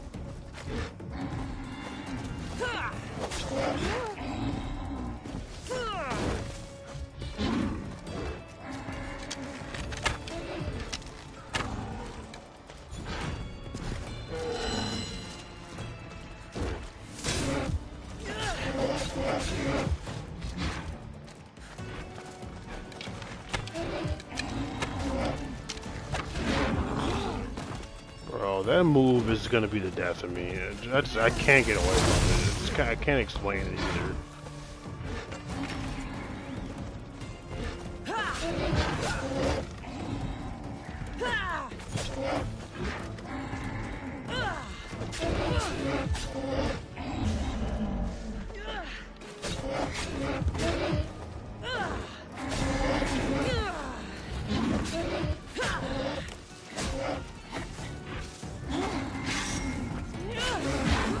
How does that hit? Fucking God, bro. How did he hit me before that? What the f... I hate my fucking life, bro. I really fucking do. I swear to fucking God, this game makes me just like hate everything. I swear to fucking God. Why is this in the fucking game? Oh my God, brother. Stupid boss fight fucking day 1000, bro. I swear to God, man. I cannot stand this shit. It's so fucking dumb.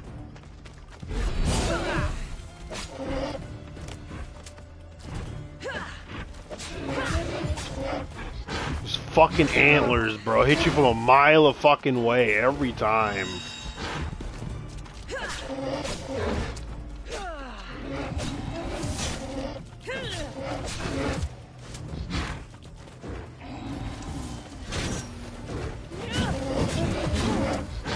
Bro.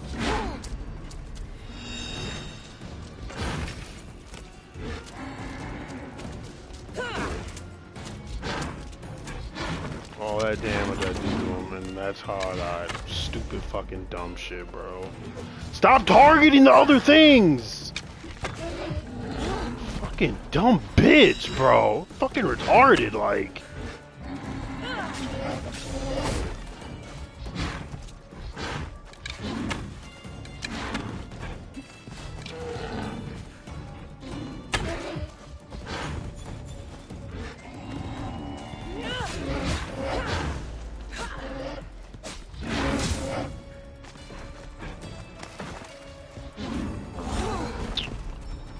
That move is just so overpowering, I can't, bro. It's so stupid.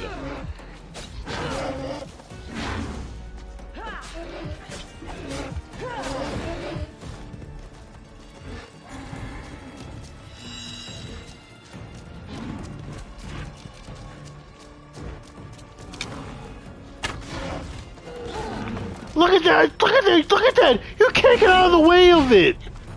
You just can't! Oh, you gotta be fucking kidding me. Okay, bro, you can't even fucking die. You can't even block the fucking thing.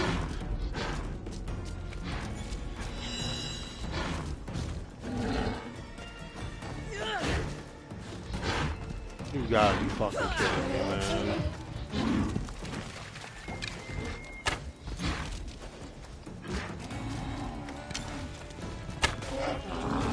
Oh my God. Bro. How are you missing his big fat ass? Look at that shit! The fucking... You can't... What is that shit?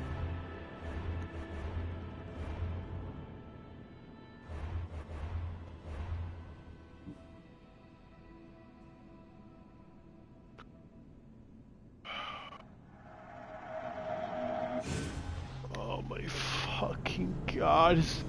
I'm about to punch the fucking wall. His fucking antlers, like the edge of his antlers hit you.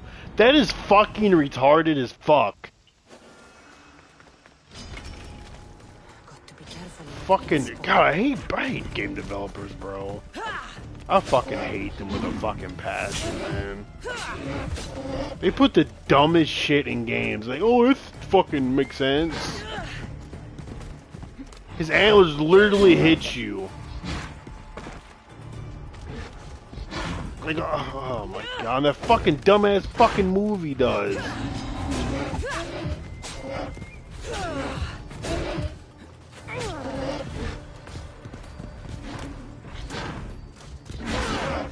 Oh my gosh, man. I hate this shit so fucking much. I hate this shit.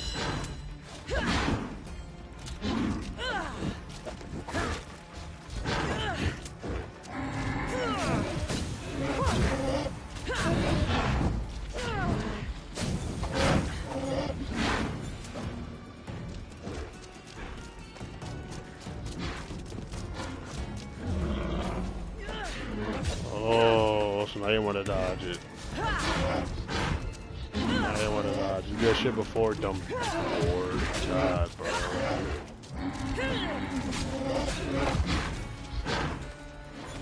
So fucking stupid.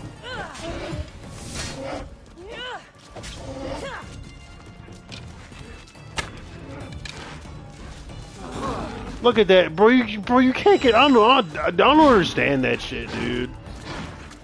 Like you can't get away from that fucking move. It's so stupid. It's so fucking stupid. I can't. It's bugging me. She fucking doesn't dodge. She doesn't dodge fucking far enough.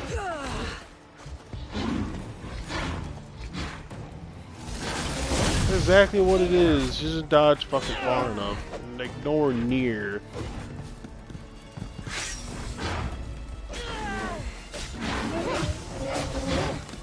Like nowhere fucking near far enough.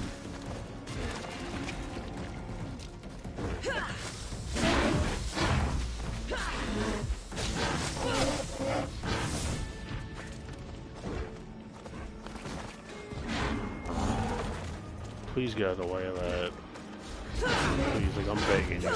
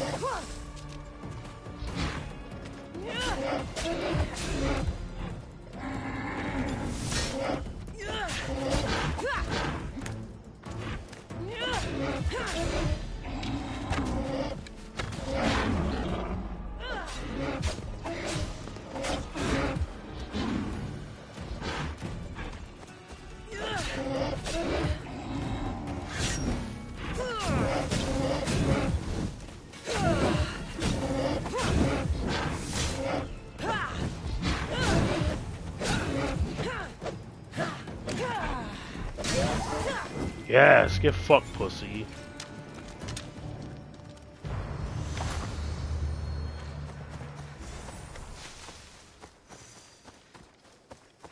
God, you annoying fucking bitch, bro. Had to lock in there to beat that fucking guy. Jeez. Suck my fucking dick. Pussy ass bitch fucking cunt. Go fuck yourself. Suck it. Stupid bitch. God damn.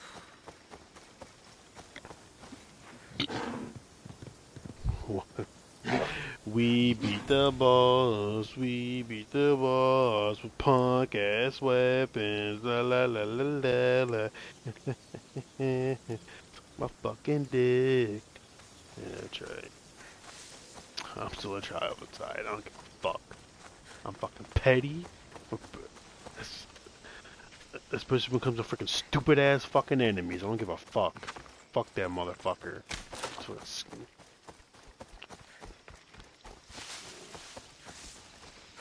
It's like a fucking fat cock in his fucking mouth. Stupid bitch. What a dumbass animal.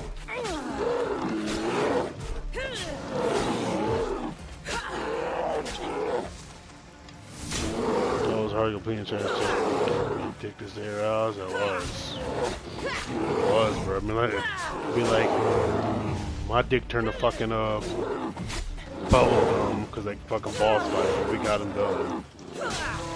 That was so hard to fucking do. I had to lock the fuck in, literally.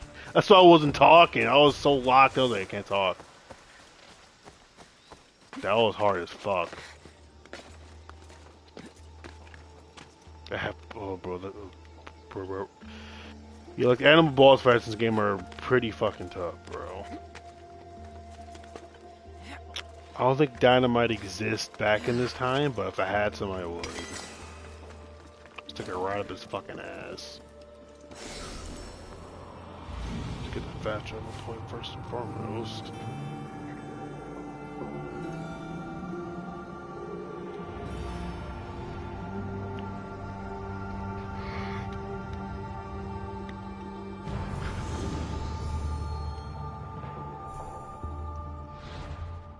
Alright, well, let's turn this bitch in.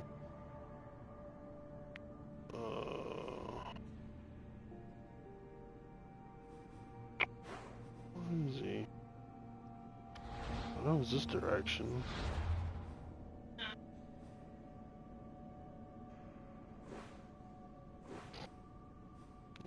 It's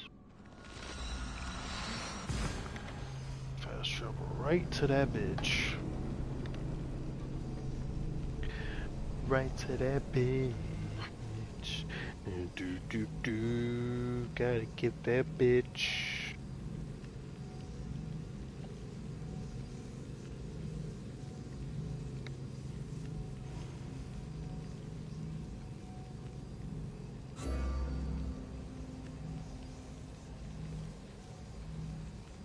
You have Snap or Medicaid. You may qualify for a free iPhone or Samsung, plus up to 20 years after his infamous loss of Mandy, Orban did the unthinkable. At 45 years of age, Orban took his title back, shocking the world and leaving little doubt about Orban's place as one of the greatest fighters in history. The magnitude of his accomplishment cannot be overstated. Orban had pulled off perhaps the greatest upset in boxing, defying convention and embarrassing a multitude of prominent sportsmen. How Orban pulled this off, and the path he took to get there,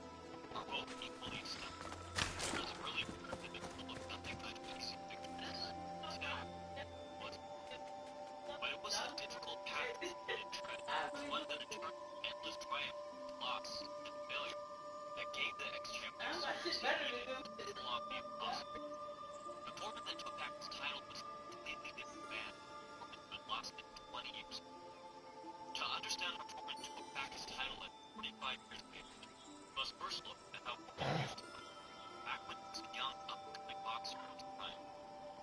After winning the Olympics, Foreman arrived on the scene of professional boxing like an atomic bomb. He destroyed nearly everyone who had the misfortune to share the ring with him, usually within the first few rounds. He did this by using his natural size and strength to pile on relentless pressure. Beast Slayer, I'm glad to see you. Hafni, I didn't think you would be. The path I set you on is fraught with danger. You could have been killed, or given up. No danger could have kept me from seeing you again. Maybe you're getting ahead of yourself. Maybe. The Hind of Kirnea's pelt. I remember being awestruck when I caught a glimpse of her through the trees long ago.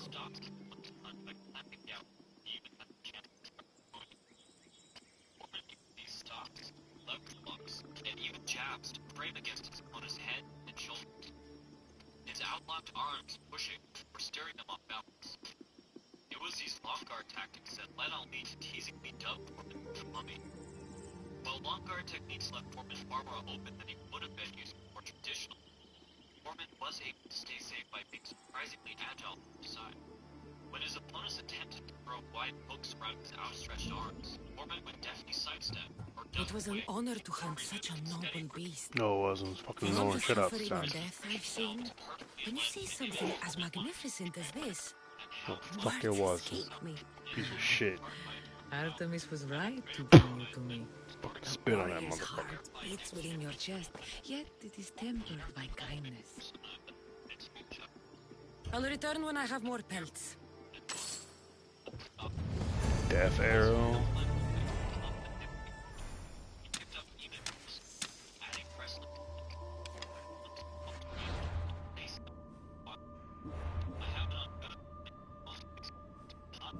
Interesting name for it. Move faster, penetrate deeper, and do more damage. Oh, fuck. Penetrate deeper, you say.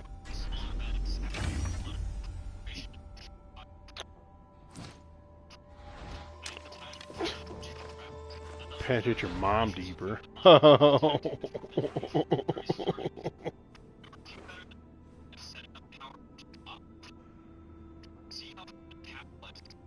So on this little island, let's go to this island. Like over there. Some quest over there too, so.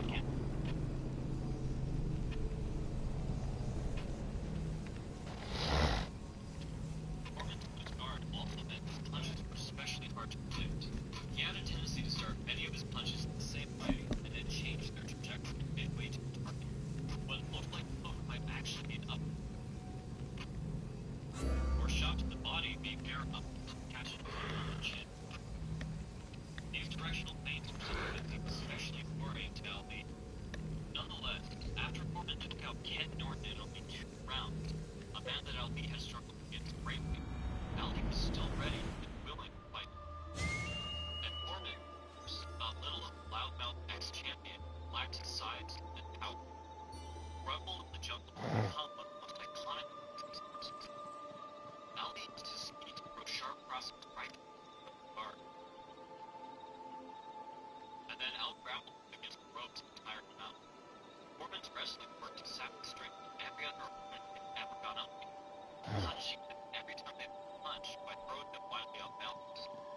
But now Foreman came up against someone who not only used similar techniques, but did it better. Encouraged by LB's endless taunting and his own emotions, Foreman threw everything he had at LB until he had no more. The champion became so tired that time became to wonder, struggle, fight. Still, Foreman never doubted it. In one punch away from shutting LB up, but then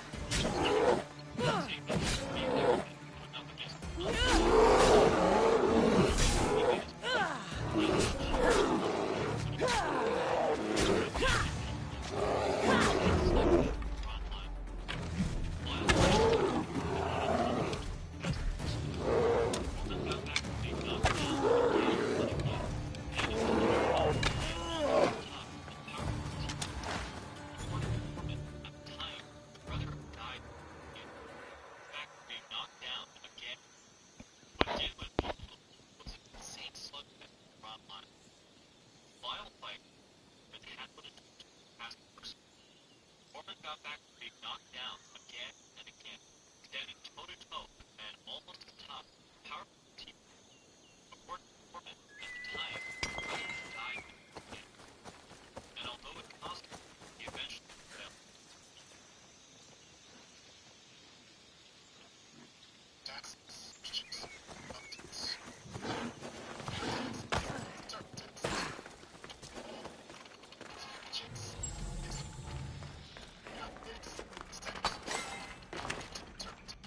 I should try to stay out of sight.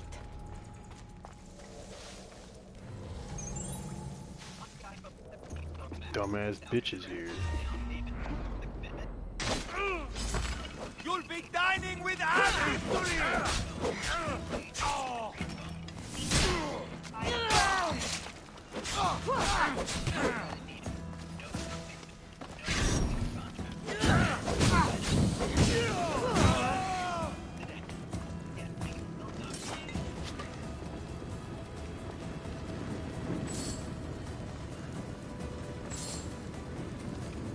As time went on, Foreman convincingly put down challenge practice. It seemed that I'll be forced to fight Foreman once again. That is, until the night it changed everything. Until the night Foreman fought Jimmy Young. Early in the fight, Foreman had failed to press an advantage because Mumps had requested he make his fights last long. But by the time Foreman wanted to end the fight, he no longer could. Like Ali, Young kept Foreman off his rhythm by plucking out a quick jab, and then tied him up before he could fire up any shots to him. Young went about this in a different way than Ali, sinking in deep left-hooks to smother Foreman's punches. In the last round, Young sealed Foreman's fate by catching him with the right while he was off balance, forcing him to his knees, and scoring a timely knockdown at the very end of the fight. The judges unanimously called the fight unanimous. Laws changed towards Foreman forever, but this time, Foreman did not seem to reestablish his reputation. Instead, he embraced the truth. Foreman would explain to his friends that he had had religious experience after the fight, that he had come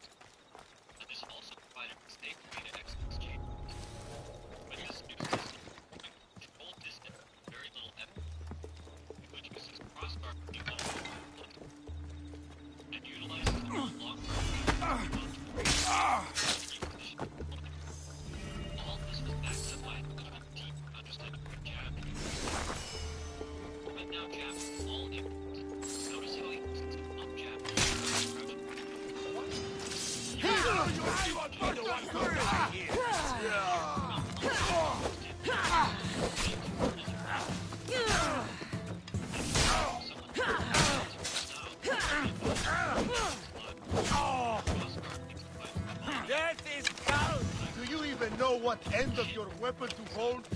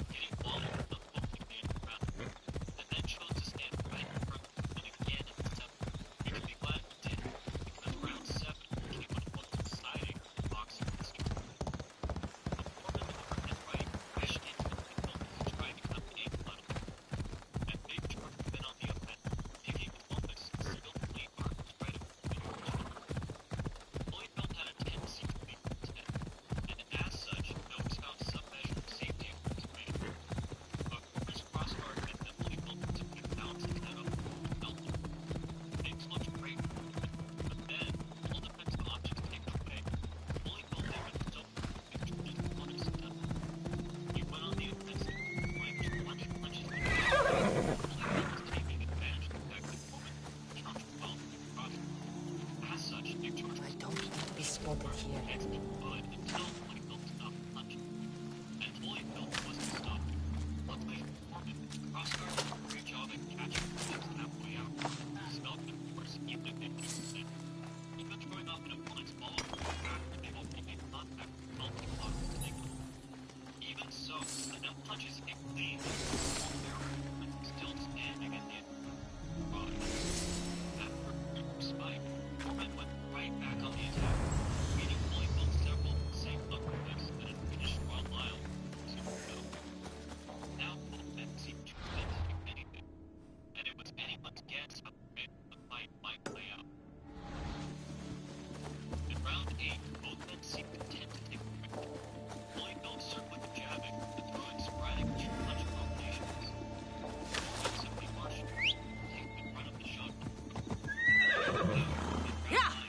Off we go now.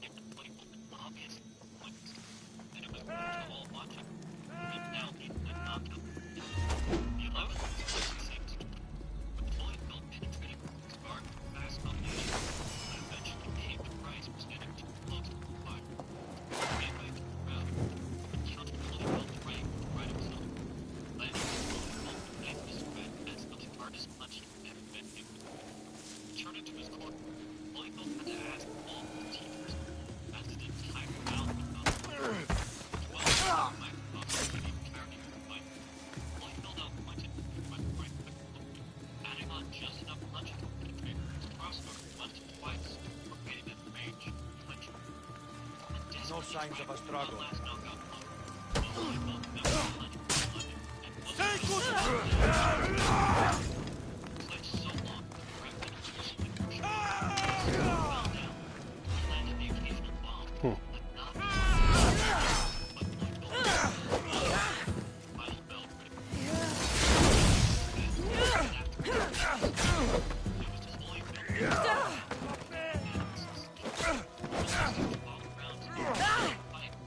Go now!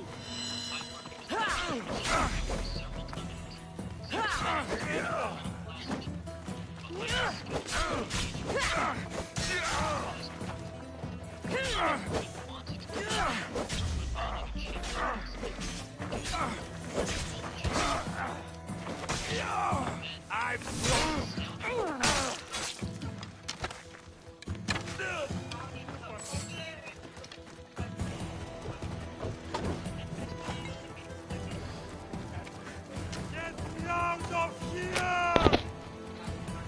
They've given me back my land. Oh, shut up.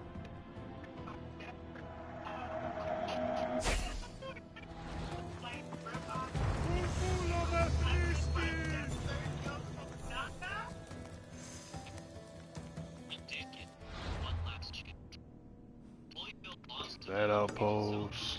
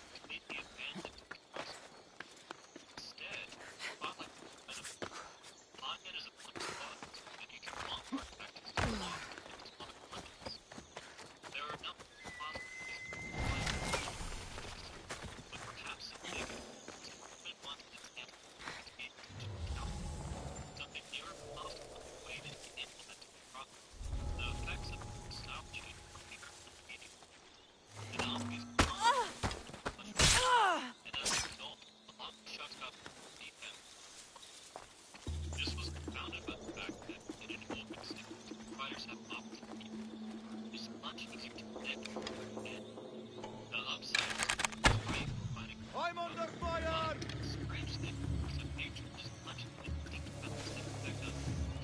I know where you are!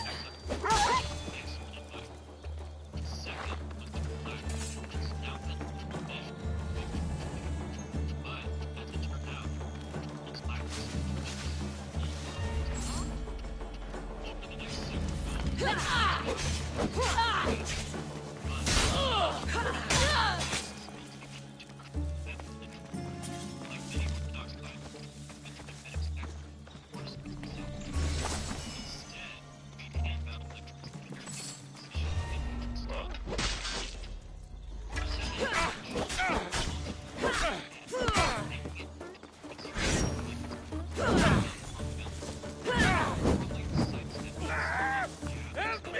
Put it out! Oh,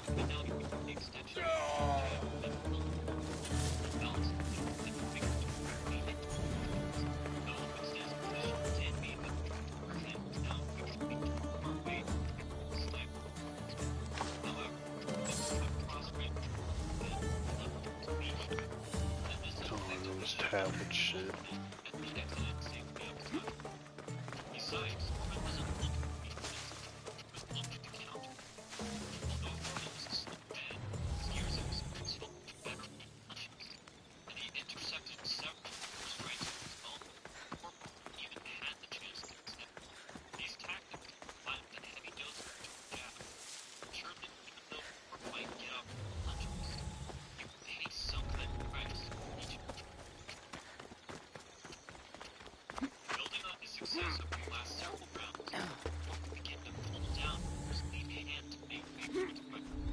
But despite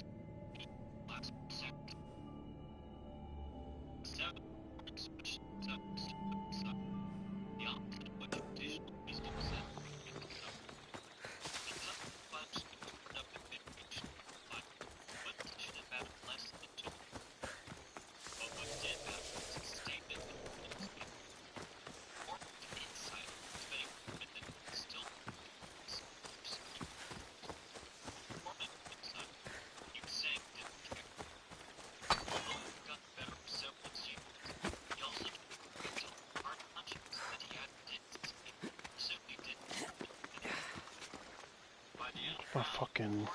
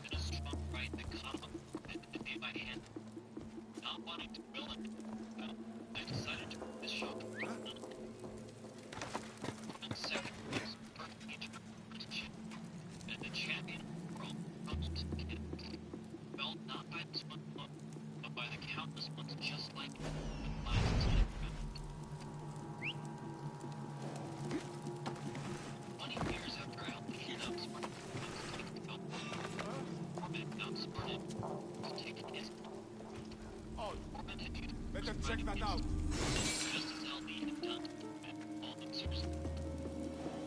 Where? Nothing here.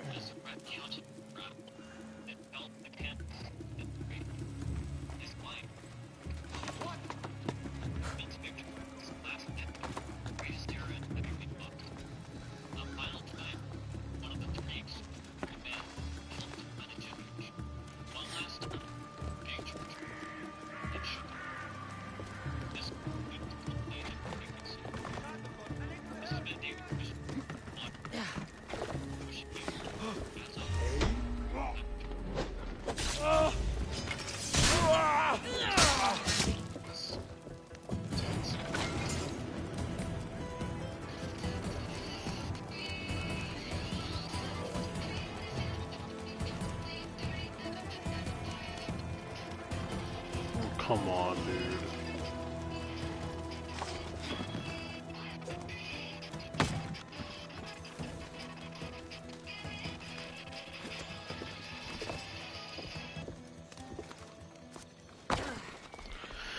Just gotta kill these motherfuckers up top of here so I don't gotta worry about them.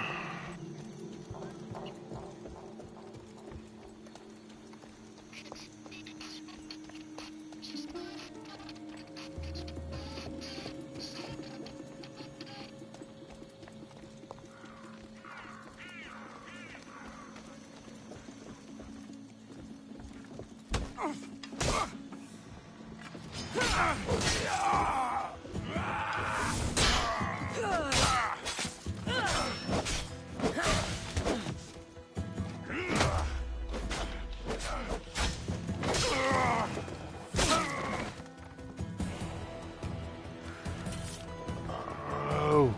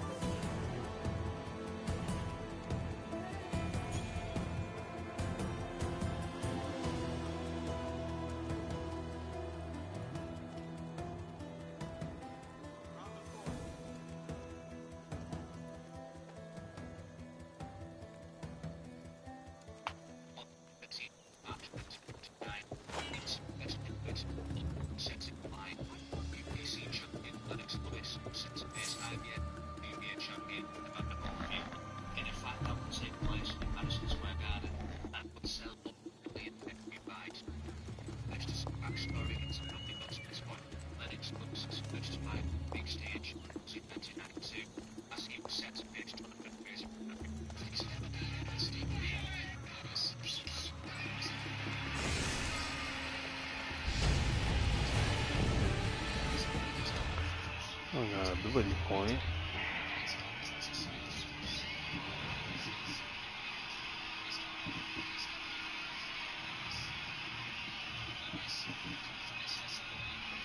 Something like that.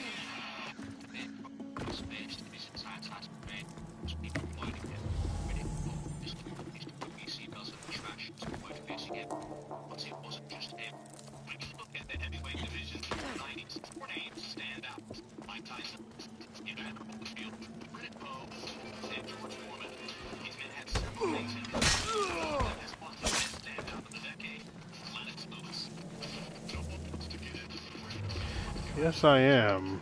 with a guy that kind of developed boxing skills, and a guy who gets that. And that's the simple fact of why people are dodging and then in 1996, Don King paid Lewis $4 million so Mike Tyson would not Yes, have I to fight quite him. am. Tyson wanted a lucrative match against Evander To free the captives. One of the things I have to do over here.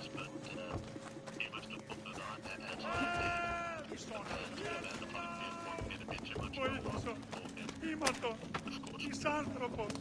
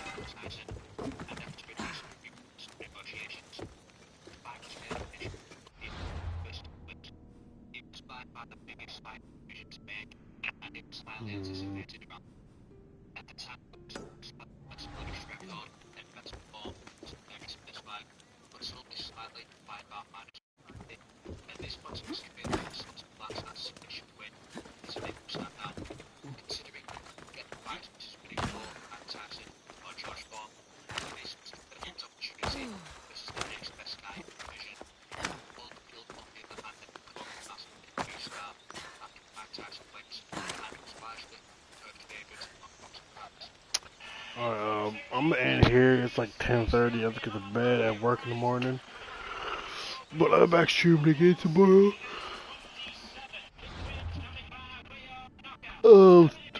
Tomorrow's Friday. So, I think tomorrow I might start with Avowed. You know what I mean? Like, we'll hop back on Avowed probably. Or, like, I might start with some fucking night. Who knows? We'll see what I do. And because, like, I could start with, fuck night tomorrow. You know what I mean? Like,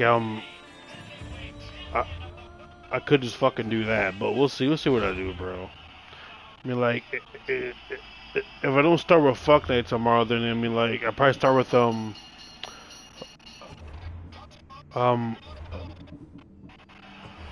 Avowed. I mean, but yeah, but we'll see what I do though. But I'm pretty sure I'm gonna stream No Dark Lord. You know what I mean? Appreciate you hanging out, bro. And I'll be back tomorrow. It's Friday, baby. It's Friday. Keeping up if you're gonna Fortnite join. Yeah, bro. Like if I hop on Fortnite early, you know what I mean? You know, could you join then, or do you gotta do something? I mean, 'cause, like, I'm coming straight home after work, so, and what, like, maybe, like, what, like, you know, like, if I hop on early, like, could you hop in?